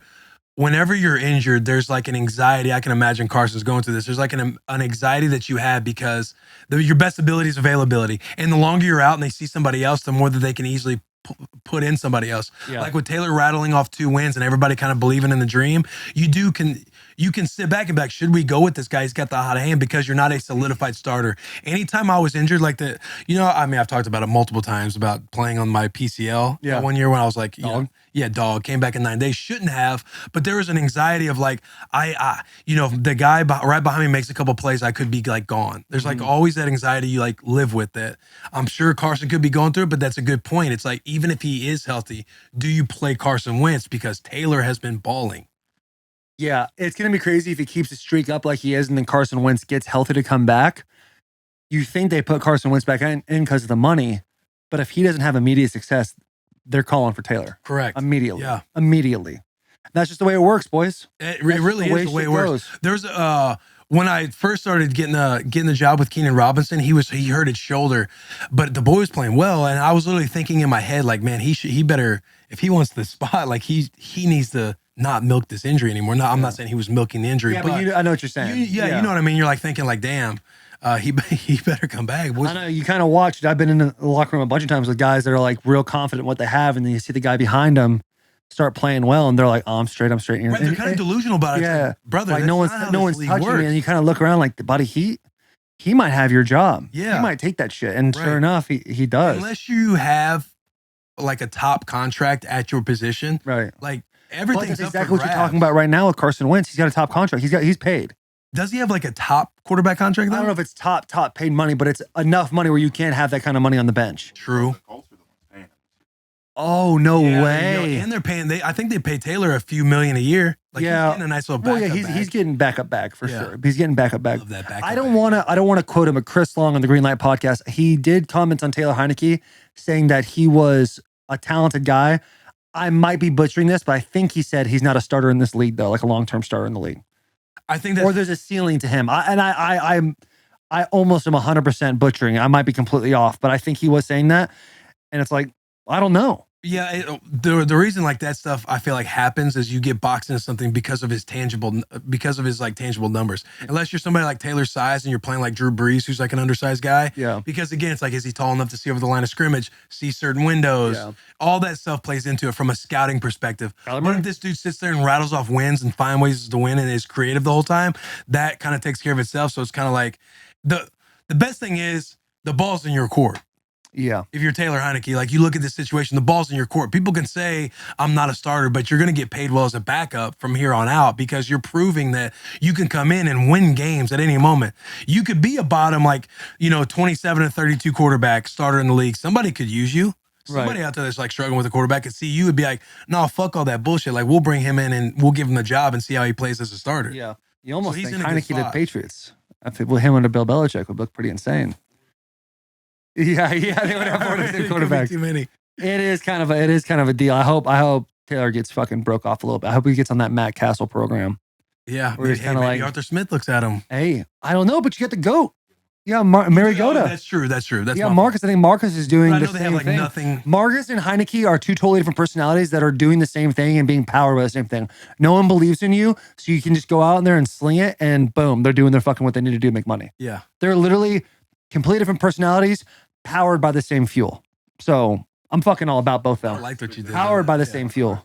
Huh? Marcus a bit different because he won the Heisman? I don't know about that. In a different situation, was he drafted in the first round? Yeah, he was the second overall pick in 2015. That's what I'm saying. Heineke wasn't, so he will like always be put in the box of the scouting element of not good enough. Marcus could start balling and be like, "This is the guy that people saw when he was he was in Oregon, high round grade, type of situation." Yeah, I agree with that. More money based on like higher ceiling. Higher ceiling. Exactly. Ceiling. I do think, but at the same time, if you look at their stock. Like when Atlanta picked up Marcus, they're like, oh, they need to start what's his name? Whoever they drafted a quarterback in the first round? I think they Yeah, they're like, oh, this guy needs to be the starter. Now Marcus he's doing a great job. I'm assuming upper management is eventually going to say, hey, this Ritter kid's got to play. Like we drafted in the first round. He's got to be our guy. Right. But Marcus is doing everything and more that he needs to do to go get paid somewhere else. Right. and Where go do the his team thing. would be happy, like, yeah, go do your thing. It is Yeah. like it's not an Aaron Rodgers situation where you draft a first rounder and it's like, hey, should we play him? It's like, hey, hang on, like Aaron Rodgers still wants to play football. Yeah, exactly. But I do that's a good point bringing up Marcus winning the Heisman, having the pedigree he does, getting drafted 2nd overall in 2015. There is a different look to both of them. You say, oh, this kid's a baller, Heineke. He just balls. He goes out there, he lays it on the line. He'll run over dudes, jump over dudes, do whatever he can to win. But this guy's got a much higher ceiling. So who do you take? Because the upside to this guy's a lot more. Right. I still think you take Marcus over Heineke, but that I believe that's a little bit of my bias coming in there too.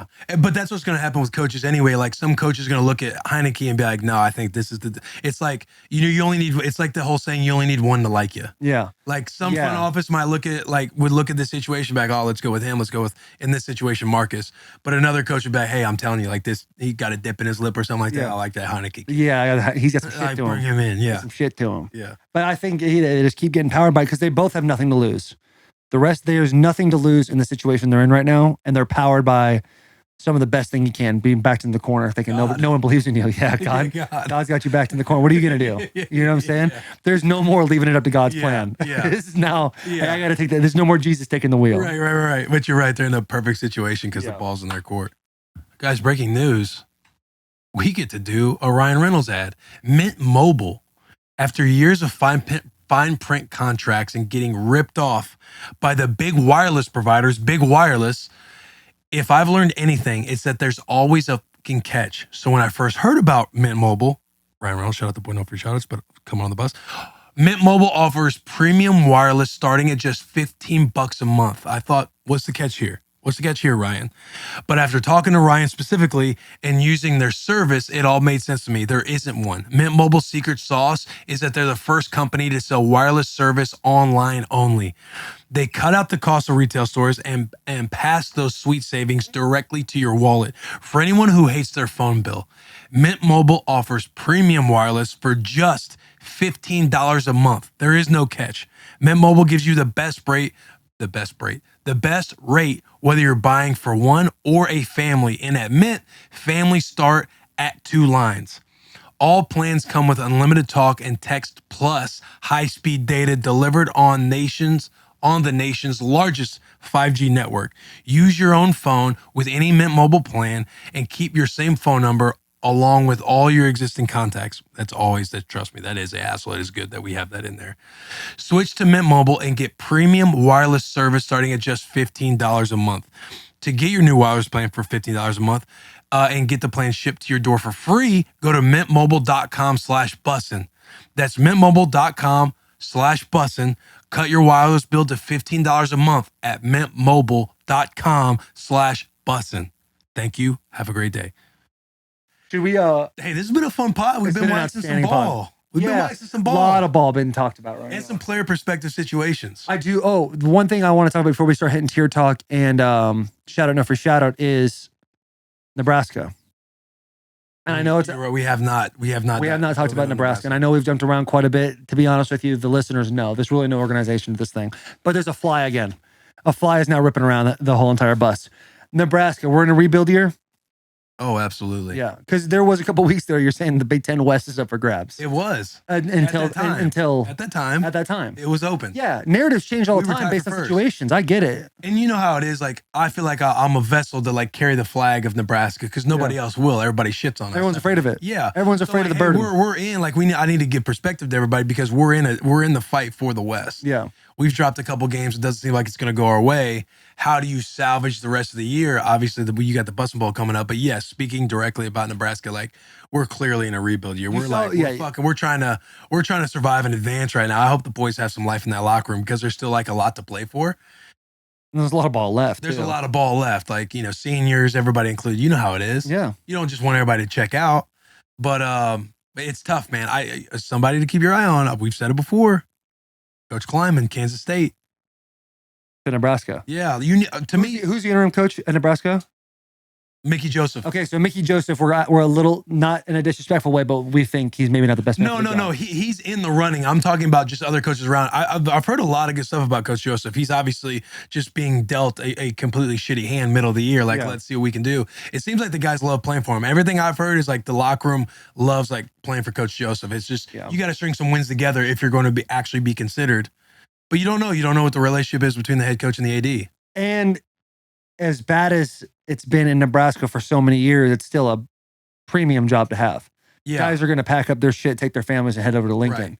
given the Right. opportunity. Because I've brought up Kleiman and a couple others before, and everybody's like, why would they leave there? And it's like, well, they would leave there because I bet they're getting underpaid at said school. Yeah. It's like Kleiman at Kansas State. I wonder how much they're even paying Kleiman. And not only that, but how much are they paying the assistants? Because I know Nebraska's got that wallet. You can aggressively come at coach. You can aggressively be like, oh, you might be getting paid well that you think so. How are your assistants getting paid? Oh, we will pay them too. Because it's kind of like a little fraternity thing with the coaches when they all pack up and move. It is like that. Yeah. And I think if Nebraska's going to get somebody, they need to get somebody from like and I hate saying lower tier program, but you're not going to get somebody from like some of these big dog head coaches in the Big Ten, the SEC and stuff. You're not going to be able to wow them away from their recruiting situation that they have going on. You're going to have to get somebody that's built a solid program at a program that's seen as more of like a middle tier program. Right. No disrespect to Kansas State. I'm disrespecting them a little bit, but that is you disrespect them a little bit, but it's also like, look at the history of both football programs. Like obviously you want to be at Nebraska more than Kansas State. Right.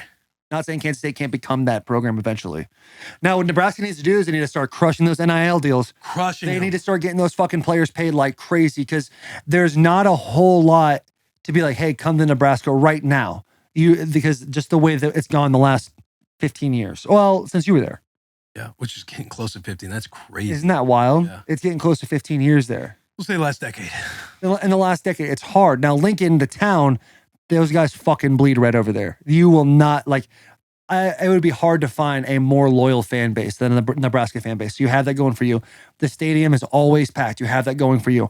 But the game and these players are getting so much more. It's just football itself. It's just changing so much. You need a bigger draw to Nebraska. You start getting these guys high six-figure NIL deals, they're going to come running. You need to get some of the best fucking minds just to run the NIL situation. Yeah. And then you need to bring a football coach. Which I think they kind of have. Just wants to coach football and fucking build culture. Right. They might have it, but everybody's kind of in the Wild West right now. Like you don't need the football program or anybody in the football offices thinking about the NIL stuff going on. You need some fucking cat people over there. You need some Moneyball motherfuckers, dude. To be like, how are we gonna exploit what we have here in Nebraska to pay everybody else fucking top dollar stuff to get them here, because we might have to come out of pocket a little bit more. We might need to up our budget a little bit more, like the A&Ms of the world. And then you need a football coach that's just gonna fucking coach football and throw a middle finger at the NIL stuff. Right. That's what you need at Nebraska. You need a college football Mike Vrabel. Yeah, we need fucking Bo Pelini. Oh, that would be something else, dude. Bring back Bo. Last time Bo was there was when they were successful. You don't think Bo would go though, huh? No, Bo wouldn't go. He was hurt. Maybe for the right price. You never know. Especially if I was in his ear. Like, hey, Bo, let's go do this thing. You think you get a job there, huh? The boys have to move to Nebraska. That's what I wanted. Yeah. The boys like, fuck, dude. We got to live in Lincoln now, dude. Hey, Taylor, just let me tell you Think about this, dude. What do you think about Lincoln, Nebraska? No, but you're right, though. You need like a Vrabel type. You need a guy that's just going to fucking, it's all ball, man. All ball. There's no pussyfooting around situations, showing them plate to this, going and doing that, putting other things above the program. You need fucking a football-minded motherfucker in there. You really need that for sure. Should we get into our favorite segments? It's time for our favorite segments of the week. I believe you guys want to go tier talk. Hey, hang on. Can we talk about your mustache? I guess. You cut your mustache. I know, dude. It just shows how good of a father I am. I really am the ultimate dad. Like, my daughter really wanted to be a witch for Halloween, and the Sanderson sisters were obviously the go-to. And Jalen goes, you want to be Billy, the boy zombie? I go, no, I want to be a Sanderson sister. So fucking make me married. Make me the thick girl. I want to be her. That's the question I had. I was like, why didn't Taylor do the zombie dude and Miss Tana? No, I didn't want to be. I wanted to be a witch, dude. I wanted to fucking be in it. So Willow was the black cat. Miss Tana, my mother-in-law, she was the zombie, and then me, Talon, and Wynn fucking were the Sanderson sisters. Now I told Talon at first, I was like, I don't really want to do makeup. It's gonna be so hard to get it all off my face. And I saw Talon come out with her makeup, and I was like, I gotta do makeup. So I went in there, and this girl, her name is, I think it might be Kitty or Cookie. Her name's Cookie. And she did the makeup. She's like, she goes, it'd look so much better if you didn't have a mustache. And I'm an impulsive guy. I literally made the decision in 0.5 seconds, walked over there, took it off. And then makeup went on. And I went through the whole night, not really thinking about it. But the minute the night ended, the kids were just asleep. The Michigan State game. You're staring in the mirror. I literally took the makeup off my face and I go, what the fuck are you doing out here, dude? Who are you? You piece of shit. Who are you? I walked over, I laid in bed, and Talon starts like, I don't even know who the fuck you are. Like you look so much younger. And so this, and low-key in my head, I'm like, does she like me like this better? Yeah. But fuck that, dude. I don't care who likes me. I want my mustache back. Does she like you better with the stat? Or No, the she no likes stash? the mustache. She says she likes the mustache better, but she literally goes like, I feel like I'm cheating on my husband right now. And I was like, come on, come cheat. come Love get you that. something, then, You dude. crushed the costume, but It was pretty awesome. I had the face down. I literally was trying to do the face in the mirror for a little bit. It was a fun deal. You fully sold out. I loved it. I told you yesterday, I thought you looked absolutely hideous, but like I loved the full commitment to the costume. Yeah, I had the mole and everything. Had the face going. It was a solid It deal. looked like you just got done with the cycle of hormones, and all you had to do left was get the surgery. Yeah, I feel what you're saying. Your boy was in the middle of a transition on Saturday night. It was a bit of a deal, dude. I just really hope by the time the boys pack up and head over to Michigan for the Bussin Bowl that I have some remnants of a mustache showing, because I just still feel like I can walk down Ann Arbor. Oh, I'm with sure this you will. fucking face, dude. God, I hate it. I miss my mustache. You look good. You're a mustache guy for sure. I'm a mustache guy, You dude. look I really great am. with the mustache. I can't wait too. I feel like I'm getting to that point in my life where I'm just like a dad with a mustache now. Mhm. And it's killer. Especially when it gets to summertime and you do the whole shirt tucked into the short shorts and you got a stash going on. Yeah. It's Yeah. You have a nice little like a moose knuckle. Those shorts are a little too high to where it's splitting your nuts in half. Yeah, That's where I want to be. So we got a lot to look forward to. yeah. Bussin' Bowl's going to be lit. It's gonna be lit, dude. And just to go back to the Nebraska thing, you want to salvage your season, beat Michigan. No question. Yeah. Again, there is still a lot to play for. Like taking home that trophy would be a massive deal. That line is gonna be insane. But The line's going to be favorable, I think, for Nebraska. yes. By the way, did we not fucking win that by half a point? Bro, so when I was doing Bet the Bus, I was like, you guys know your boy. I was doing the whole thing like, you guys know your boy. I'm probably going to roll money line. Like, I hate kind of navigating you guys to bad waters. I'm not going to do it because, we're trying to make money. I'm trying to make money. So I'm like, it's not personal, it's just I go, business. take that line. It's like the Nebraska game. I said, take that line and move it as far in favor that you can with Nebraska. It was like Nebraska plus 17.5. They lost by 17. I know. That's it was fucking massive. huge. I was like, oh, thank God. It's good, dude. Those prayers are truly working out for you, dude. Oh, bro. Those prayers are really working out, dude. God. And you're up. You're over 500 for sure, right? Yeah, I'm up. We're net positive. You've been betting with Bet the Bus, you're net positive in the your sportsbook account. I love it, dude. I can't wait to be a part of it. Yeah, it's gonna be a great 6 time. years. Taking a little quick break. Shout out the boys at Duke Cannon. No free shout outs to the boys at Duke Cannon. Look, I've been working out this morning. I wasn't able to use my Duke Cannon. You want to know what happens when you don't use Duke Cannon? This is what happens when you don't use Duke Cannon, because they got a dry ice deodorant that keeps you cool, calm, and collected all day long. It's like having that AC unit right up under your armpits. And it kind of worries you because you think you are sweating, but you're actually not sweating. But as you can see, I'm not wearing my Duke Cannon today. Their products that I absolutely love when I get home and I'm going to take a shower. I'm going to use their big ass brick of soap, their little Buffalo Trace one. I'm going to use their scented cologne. The sandalwood? The sandalwood scented cologne is my absolute favorite. I took it from the little mini spray spritzer to now I got a big bottle of it. It's that good, boys. I'm telling you. I also use their thickening hair shampoo. And as you can tell, yes, it's got some work to do, but Duke Cannon's thickening hair shampoo has kept this on my head. I'm 33 years old, boys. I'm still living pretty damn good, and it's because of the thickening hair shampoo from Duke Cannon. Check out Duke Cannon at any Target or on DukeCannon.com and use code BUSSIN for 15% off your first order. That's DukeCannon.com. Use code BUSSIN for 15% off your first order. Duke Cannon, not for clowns. Regardless of what I didn't know what to think about that, dude, it is time for our favorite segment of the week. Shout out. Please stop talking. Of the week. As always, we start with the man himself, Boss. What do you got, kid? Christian McCaffrey. I went back and forth on whether or not I wanted to shout out the Niners or not for going all in, but I won't. Save that for next week. My shout out this week, in honor of it being Halloween, my shout out goes to those people who go above and beyond for those Halloween costumes, whether it's teaming up with the family and as a male dressing up as a female, which I think that's going above and beyond. But I saw a costume in specific that I thought was pretty cool. It was somebody dressed up as a Super Mario brother, and he had clear post coming up from his shoulders, and he had a question mark above his head. And I thought, damn, that's awesome. That's going above and beyond. So my shout out, no free shout out, goes to those people who go above and beyond. Boss, that was a fucking solid one, good one, dude. That brother. was you came out with some heavy one, heat brother. today. We all saw it hiding in plain sight, the San Francisco thing. I'm glad you diverted and went to that. That was pretty good. Jackie, what you got, buddy? Y'all mentioned y'all went out last night, had a good time, had a couple drinks. We also this weekend went out a few times, and so once kind of the smoke settles and all the like Halloween madness is over, the hangover starts setting in. My shout out, no free shout out, goes to the weather though. When you wake up the day or a couple of days post drinking and it's super gloomy, it's a little rainy, there's no sunshine in sight, and I just love when the weather responds correctly to how you're already feeling, so you can just not even think about getting out there in the sun. You just know you're just locked in for the day. So thank you today for being pretty gloomy on this nice Halloween. Interesting. How do you feel about that one, Will? I feel like he said something like weather before. Something similar. Yeah. See, me personally, I like it if I do go out, that next day to be super sunny because it keeps the vitamin D, keeps the vibes high for me. If it's like a Saturday, sure. I was gonna say like today today, if I would have woke up with the Monday scaries, I'd have been like fucking, oh God. It was really sunny today, especially on a Halloween, where Halloween falls today. I think it was a nice touch. I can get on board with that. I kind of like a sunny day Halloween vibe. Cause I like a muggy Halloween, not a rainy Halloween, but like you just explained. Cause the school party vibes, the Halloween party vibes at school, the sunny out, you're all excited to go trick or treating. Depends on what day it lands on. For it being Monday. Yeah. That's pretty solid, dude. That's a pretty solid deal. Mitch, what do you got, brother? So I don't know how relatable mine will be because, it doesn't really like you guys. Yeah, you guys didn't do that. Yeah.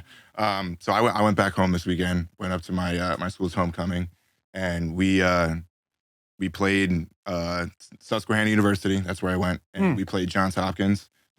We were ranked number 19, and they were ranked number 7. We beat them, and so it was a huge game. It's the first time we're gonna win the conference if we won one of the next 2 games in like 13 years or so. But my shout out, no free shout out, goes to D3 football because the kids that are playing D3, the grinders, they know there's no shot of them necessarily making it to the next level. Whereas you go to D1, like, hey, that's a possibility. Like you go to D1 to possibly play in the NFL. Like D3, you're literally doing it for the love of the game.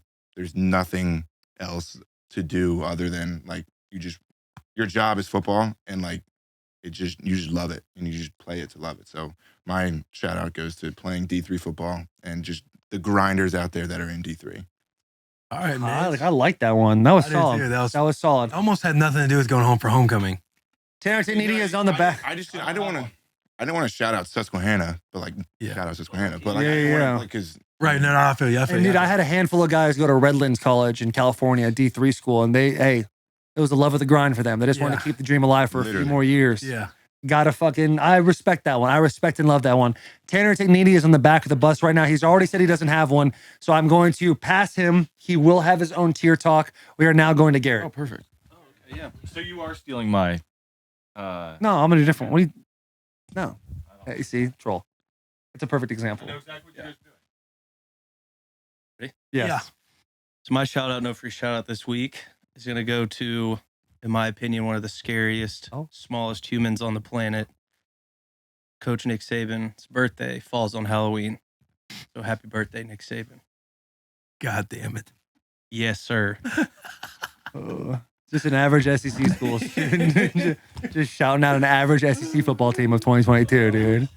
That is probably the toughest take yet. Yeah. My shout out, no free shout out, goes to pumpkin cream cold brews. Tell him, kid. Dude, I don't know if the season's going to end at the end of October. I hope they continue to dish them out because I love them. If not, I'm gonna pivot to chocolate cream cold brews because I think those are fabulous as well.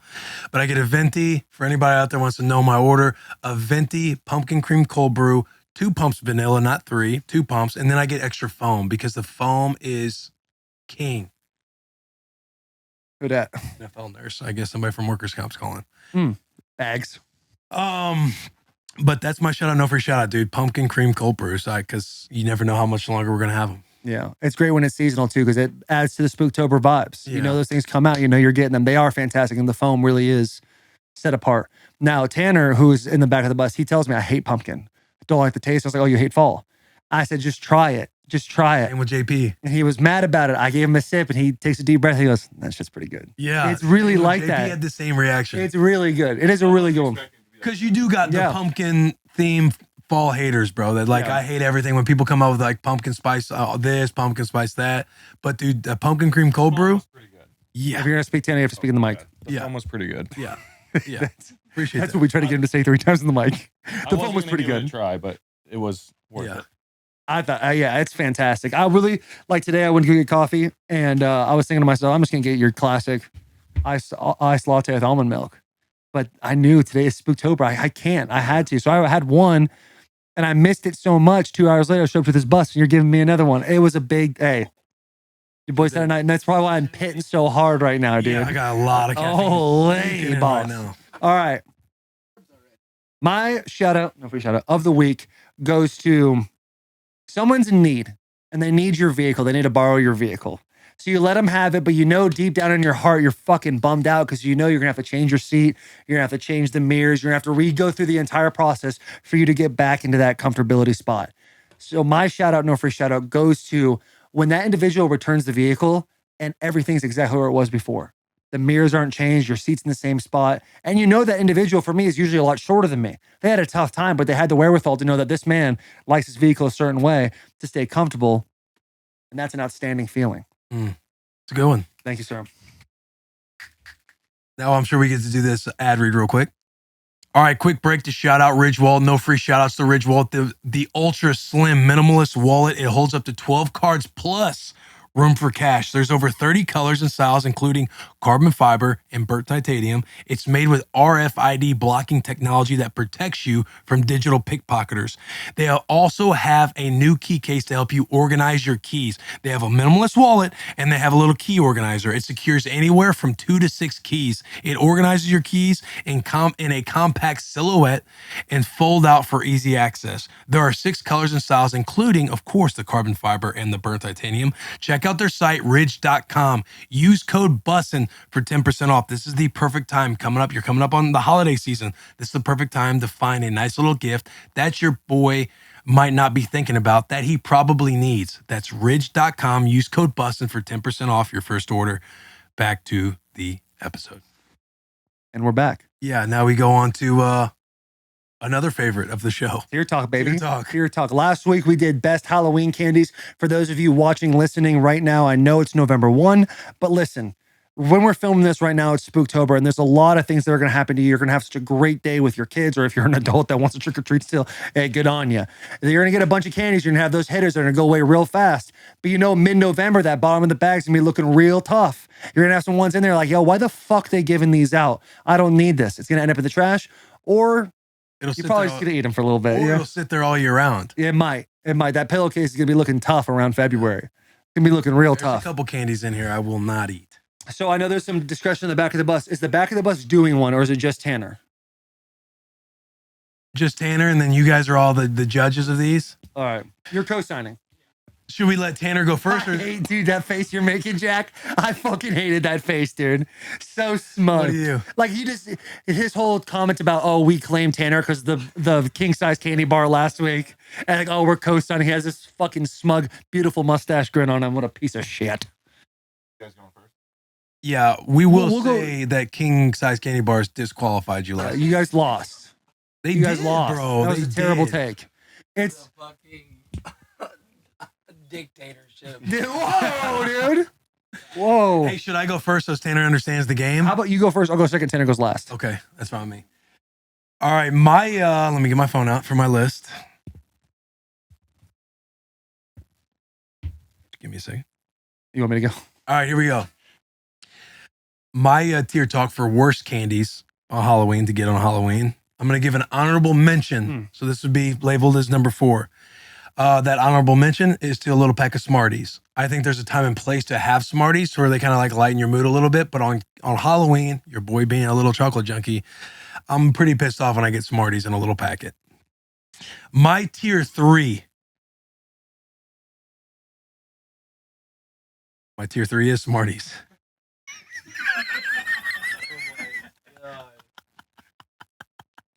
I'm looking at my phone now. I have tier 3 specifically Smarties.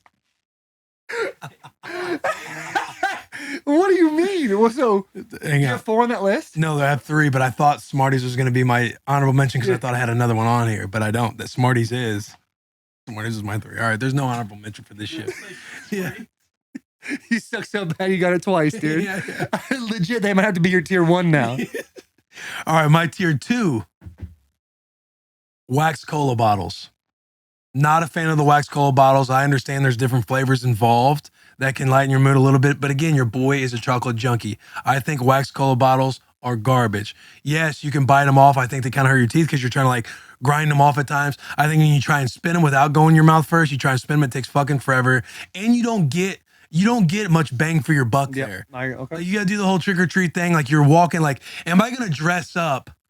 Am I dressing up on Halloween and walking my ass, putting in my steps all around town so I can get wax bottles?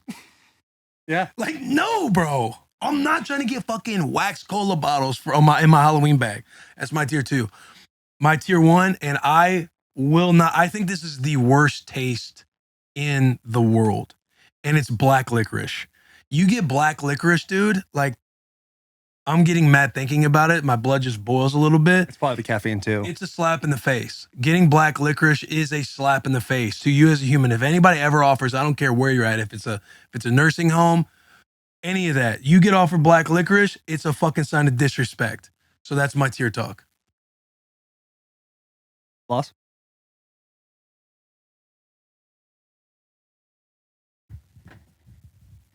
Amen.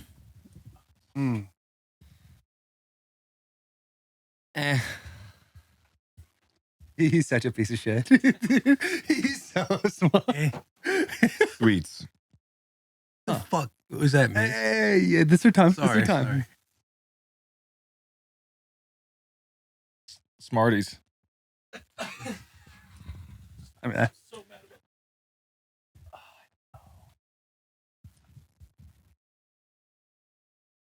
Strong. conviction. Mm. All right. Hey, we'll talk. Yeah, We'll for sure, talk. for sure. Okay. He said, yeah. Let me spit out these ends. Which, by the way, would be the best Halloween fun day. Okay, here's my honorable mention. I'm double checking. I have 4 for sure. So because I don't want to maybe go down that same situation. The only reason why these individuals are an honorable mention is because I don't think they really make a big. They don't show up a whole bunch in the Halloween candy category. But whenever you do get these things, it's fucking disgusting. You should try it once, and then once you get through, it's like this is like chalk and foam. I'm not sure, and that goes to the circus peanut. Those fucking squishy peanut-looking little orange bastards. You bite and you think, what am I even tasting here? And you bite. It's like you can't even finish one. It's disgusting. That is my honorable mention. And the only reason why I didn't make the list is because it doesn't have a huge showing on Halloween, so I didn't want to respect the game. My tier 3, and Yo, those things are garbage. yeah, right? I had to look them up. God, yeah, those are garbage, right? My tier 3 is your boy loves the taste of coconut. I really do. I think coconut's fantastic. I love it in a pina colada. I love it when I'm in Cabo with the boys, having a nice little, fruity drink, maybe some fruit stuff on there, and I'm sipping away. I'm having an absolute blast. I like the texture. I like the consistency. But something about a fucking almond joy, dude, is so yucky to me, dude. It's just fucking gross. The chocolate, I get it. My boy's a chocolate fiend. I'm not as much of a chocolate fiend, but I do appreciate and love chocolate. That all together, I think you put that in a king size candy bar. That thing's absolute horseshit, dude. That is my tier 3. My tier 2 are these Mike and Ike wannabe motherfuckers, dude. These little pill-looking things. You look at them, they probably like Mike and Ike's, and Mike and Ike's kind of hit. Even the tropical Mike and Ike's kind of hit. But good and plenty's. Those chalky white and pink pieces of shit, dude. When they go in your mouth, you can't get the taste out for the entire day. Disgusting. Every time I see them in my Halloween treat basket, I am fuming. Which brings me to my tier 1. And it's going to look real similar to yours. I am co-signing on what Will Compton said about the black licorice. You could be at a funeral home, at an old folks home. You could be in a place where people are supporting each other. And if someone pulls out a black licorice and says, you want one of these? That person's disrespecting you. You should immediately get in a fight with them. Immediately get in a fight. If someone hands you a black licorice, that's basically saying fuck you and your family. That shit is so disgusting.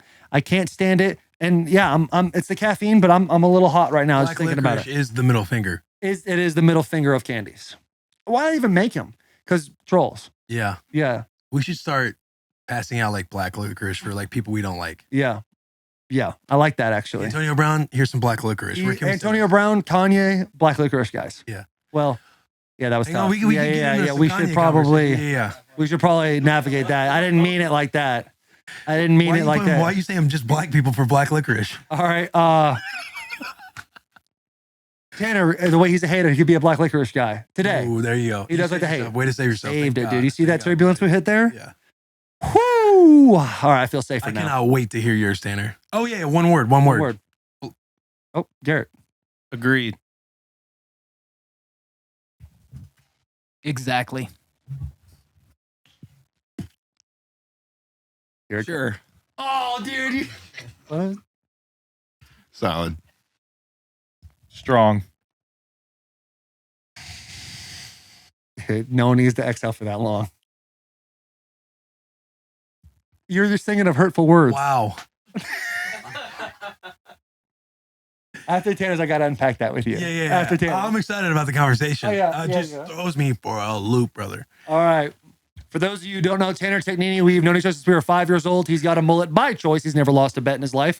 He is sitting there. Also, that little mark on the bottom of his neck is from a paintball shot. He doesn't have some sort of weird deal going on with his skin. Leprosy. Yep, he's got that is a mustache he also chose to have. My man looking like a little bit like a ferret right now.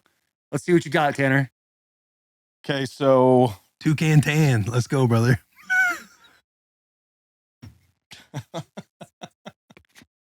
I mean that's how you're gonna start it? What the fuck is wrong with you, dude? Oh my God, you disrespectful. Hey, that's a black licorice comment. That's a black licorice. That's a black comment. licorice comment. You want to use yours as a? I think we should. Guys, I think you had the Oh, four. whoa, don't start backpedaling. no. I've got my 3, but I think we should. You don't have to do an honorable mention. I kind of liked yours though. It was the bottom of your list. Can I see it? Yeah, I think it's More a. prepared than I think that. it's a good honorable mention for the back of the bus. No, it was. I guess they did it. It was a Circus Peanuts. Yeah. All right. That's so a we're good gonna honorable go. mention. You want to do that? Yeah, we're gonna go. What is it? It's called Tier 3. He the watches ra- the show too. He watches it's the show. Raisinets. For a couple reasons. Raisins are terrible in the first place, and putting chocolate on them, it doesn't make them any better. I don't like giving him Hey, this dude, platform. this I don't is like it. giving him this platform. Dude, just let him speak. Tier 2 is Mounds, which is very similar to Almond Joy, I believe. And it's just because coconut doesn't have a place in candy. I think coconut's trash. And Tier 1 is candy corn. 100%.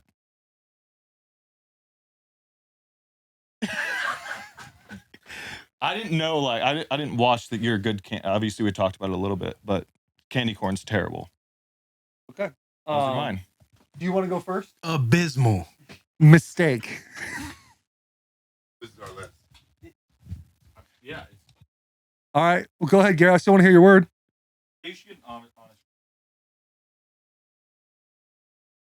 Some might not agree. That's fucking atrocious. I know someone back there doesn't agree. That's an atrocious There's list. someone back there going like this. That's the worst Hey, list I've ever heard. That's Hey, more than just one relax, word, but that's just the relax. worst list I've Let ever him. heard. Let him. Sorry. Conflicting. Boss.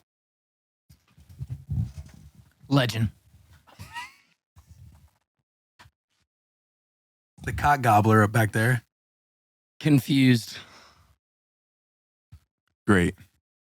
Oh wow, it's all over the place. What are we talking about? What do we even talk about? Do we even give him any more of a platform, or do we just ignore him? He can make himself dumber than he already came off. What am I doing? What do you mean? You both talked about this before, and you were going to gang up afterwards. No, not at all. Not at all. Go check the movie candy tier talk episode. Literally, I think his Raisinets is my one. one. Disgusting. Oh, and they're not disgusting, but they're really not. They're not. Yeah, like they might not be everybody else's top 3. Like, But they're that's definitely me. not bottom 3. They're not fucking bottom tier. You're telling me you'd rather get Hey, slow down. No. You let it. This is our podcast. You fucking do your thing. you'd rather get circus peanuts handed to you over all those you just said? I said circuit peanut. Yeah, you said seriously in your honorable mention. Honorable mention, but you still there's is 3 that- worse. That's not like tier talk, Tanner. It's Honorable's 1, bad. 2, 3. What do you mean honorable's bad? Like, yeah, honorable mention's bad. Like honorable 1 is mention. the worst. 1 is the worst. Did you So what get- did you think 2 and 3 was? When you got honorable mention in high school, you thought you were the best player? Like honorable mention is right outside, like being considered. You would rather No way you like Raisinets. I literally said no. I don't mind raisin nuts at all. I think it's a middle. I think it's middle I don't tier. think anyone back here likes Raisinets either. I do. I'm with you. we had him at the I movie hope to theater. God, I hope to God what Bloss about got the JP? video. I hope Bloss got the video of Jack's face when you said Raisinets. His fucking mind might have exploded. He might never be the same again. Dude, I just again answer that question. You would rather be handed circus peanuts than literally all 3 of those that you just said. Like maybe candy corn. It seems like you hate candy corn, but you would rather eat circus peanuts than Raisinets. Yeah, 100%. That's tough, dude. Dude, you Circus peanuts fucking are the suck. worst candy. You fucking suck. I'm not like that's no cap. Like think about that, bro. Listen. I literally said circus peanuts are my honorable mention for the sole reason that they don't play a big factor in Halloween. Otherwise, it would for sure be my tier 1. That's what's going to be my question. I was Yeah. going to say More. you would rather. It was going to be the same thing. You would rather eat circus, whatever. Peanuts. Yeah. So actually, the second 2 words. Anyway, it's not important. What's important is like the only reason why it's honorable mention is because it doesn't have a big showing in Halloween. Yeah. No, I'm with you. I'm with you. I think circus peanuts is god tier worst candy. I really think circus peanuts god tier worst candy. Yeah, I personally I think I might have had it once in my life. I had to look it up, but I agree. Like They're horrendous. It's not like they play. They're not like a big player in the Halloween game. They're not. Yeah, and that's why I made honorable mention. Yeah. It's so bad it still needs to be mentioned, even so it's not even the same genre. Right. He just said, "Hey, I think I want to use yours for the honorable mention." Over. No, it was on their list. Okay, so now he's pointing fingers. There's zero accountability Well, by Tanner right now. They're terrible. I just think it's interesting. You'd rather have those other ones. Like I don't Are disagree. you just saying Raisinette like you're? And also, you're Raisinets so don't even bummed have a that's not showing. No, there's Raisinets more. don't make a showing on Halloween either. 100% they do. When do you see Raisinets on? Never. You see them at the movie theater. That's or it. if you Or a gas intentionally go get station. them. Yeah, if you intentionally go get them. I'm gonna dig through your kids' candy. Oh, I bet you we won't find one tonight. Okay. I bet you we will. Like a I bet you we weirdo. won't find one tonight. Dig through the kids' Well, candy there's a jars. better chance of us finding a circus peanut than a fucking Raisinets. Yeah, but I bet you don't find Raisinets. Hard work, dedication, boys. Hard work, dedication. Here's where my like disagreement comes in. I don't disagree that like coconut, chocolate, and almonds like it's not like it's a terrible mix. I just don't think it's like a bottom feeder candy. That's okay. That's where I think you had a hard time with my list as well when I pulled out almond joys. yeah. Yeah, Yeah. and which I get because I think you. And hang on, and also Mike and Ike's. No, I didn't say Mike and Ike's. Good and plenties. Look those up. Oh yeah, dude, I fucking blacked out. I was like, what am I listening to? No. Mike and Ike's are phenomenal. I'm saying good and plenties are like the knockoff bullshit brand. Like just spend the extra 3 cents for the Mike and Ike's. I'm so They're glad way you better. cleared that up. Okay, good. Because I was only sold on your black licorice one. I was Oh, like, no. man, Almond Joy, Mike and Ike's. What are we talking No. about? I'd be And I stoked to think get you're a them. little. Trolled Will the whole time. I think you're a little misguided because almond joy has the chocolate factor, and I know you're a big chocolate guy, Mhm. so you probably still eat it. But I think no one's reaching for an almond joy. Yeah. And me personally, I just think the combination's garbage. Yeah. It's garbage. But I love pina coladas. I love pina coladas. I think they're fantastic. I get that. Yeah. I No, public enemy number 1 is Yeah. right there. Yeah. And candy corn is not like I guess I don't understand the hate of candy corn so much. Like I get it. I went to my neighbors the other day and they had like No, it's candy not. corn sitting there and I was like fired up to get the candy corn. I think candy corn's awesome. Yeah, but Bloss just said something. Bloss said candy corn is similar to circus peanuts. It's not the same texture or taste. Texture is very similar. He must not know what I'm talking about then. No, I know exactly what you're talking about. That was me. I'm allergic to bullshit, dude. That's me fucking sneezing up that bullshit right there. They're not even close to the same thing. Not even close. See, this is where I don't feel like I have a soldier in the fight here because I'm not very familiar with circus peanuts. It just sounds like it's an atrocious. But you remember, dude, they're foamy and sisquishy That's what versus the photo- versus a hard candy. yeah, hard candy. Like you get The them little texture's candy totally corn different. pumpkins. And I'm pretty sure circus peanuts are supposed to be like orange flavored peanut. I think. JP, do you know? He eats them by the fucking bagful. Circus corn or circus peanuts? What do you say? Sugar foam. Sugar foam. Oh yeah, foamy. See, I don't really have a dog in the fight in that one. Hey, babe. Why? It's at 3:30, right? Yeah, I thought I texted you, said it was 3:30. Okay, we're leaving in 2 minutes. Bye. All right, you are so fucking lucky we have to end this podcast. Yeah, No, that's for real. fucking tough. Raisinets don't deserve that disrespect. I swear. Like And it I'm doesn't being, even make I'm sense being, for I'm being, Halloween. I'm being dead ass serious. Oh no, you didn't. You buy them?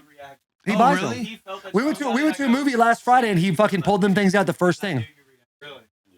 Love them. Love them. Housed them in the previews. Like Raisinets, the only bad part is like they're just gone too It's quick. not enough. Gone too soon. Yeah, like that. I It's I'm probably upset. best we I'm end it, upset. right? It's probably best we end it because you guys with the Monopoly thing last Yeah. time. appreciate you guys for listening. Like, leave comments. Hey, Tell him how trash of a human being he is. in we're the gonna. comments. Hey, go ahead and on the YouTube put up Tanner's Instagram so people can just bully him. Bring back cyberbullying for Tanner Tignini. That's I can't wait till the boys in AZ listen to this part too. they're gonna be.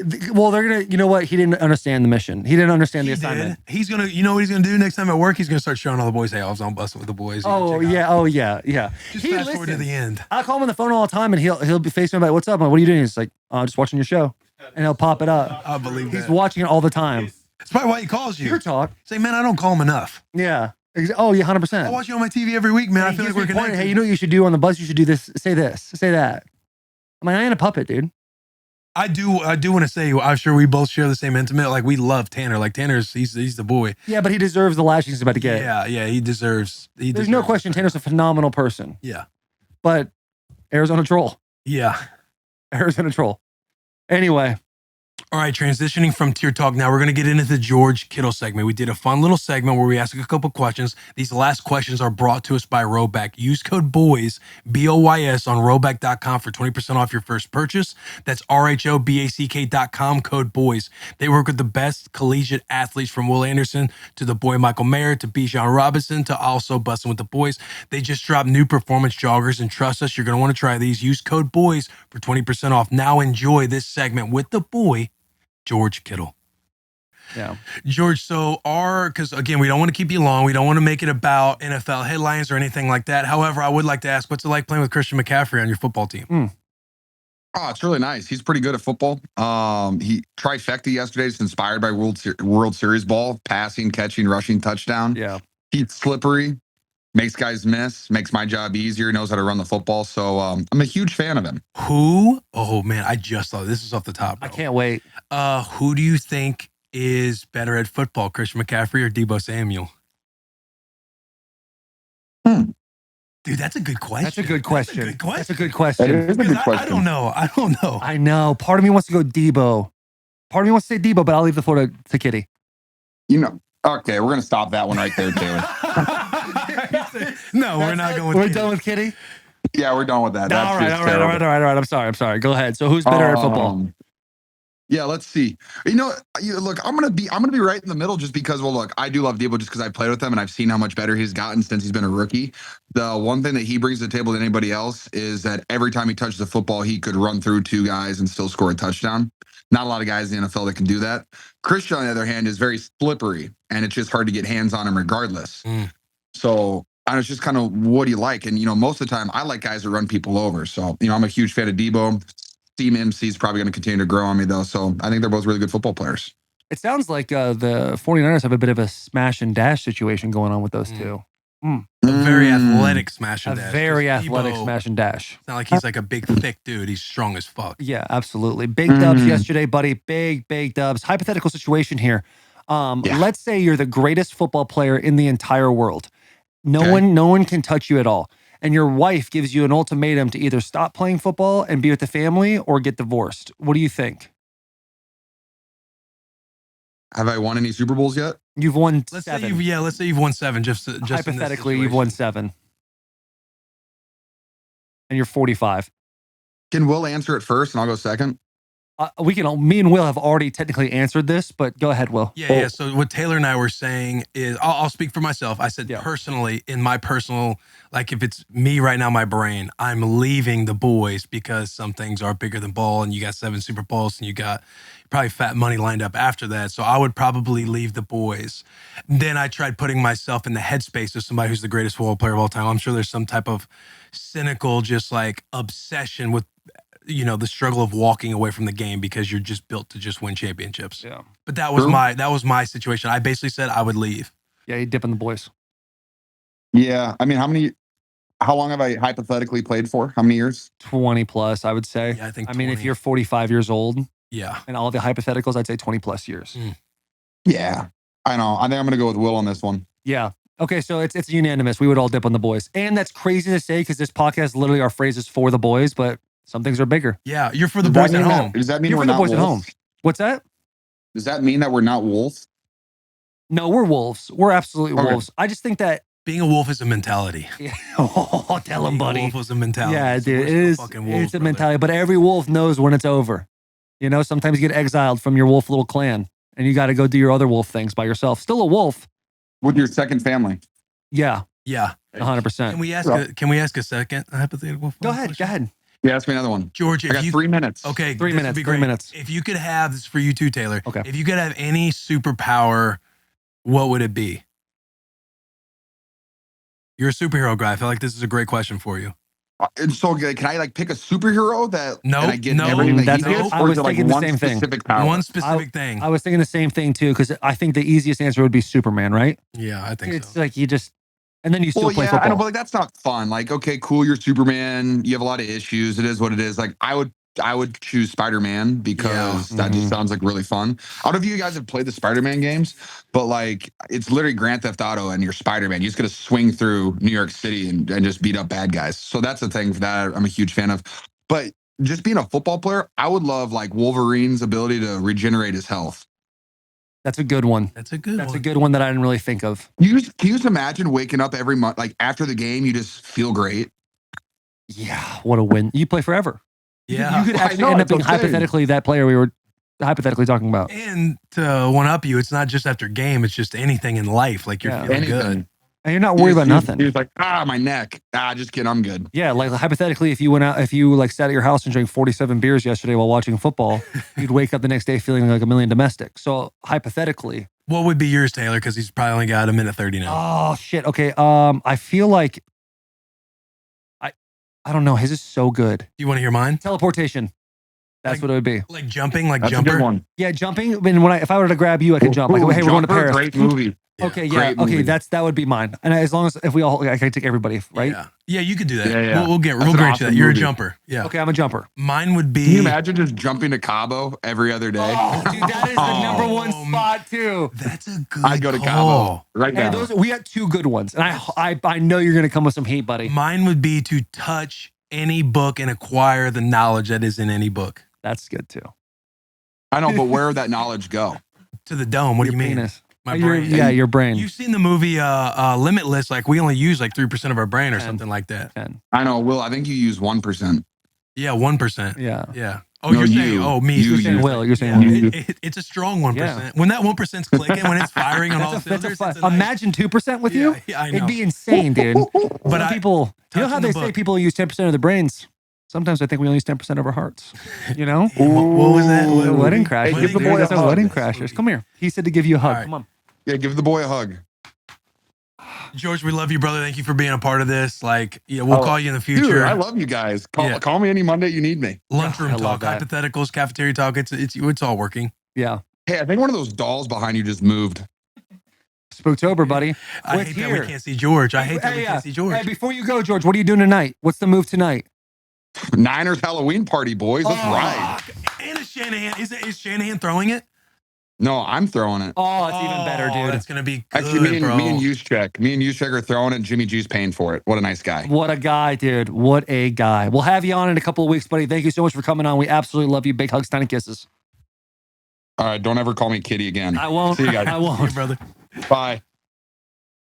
That was smooth. That was smooth. Smooth, bro. Love you guys.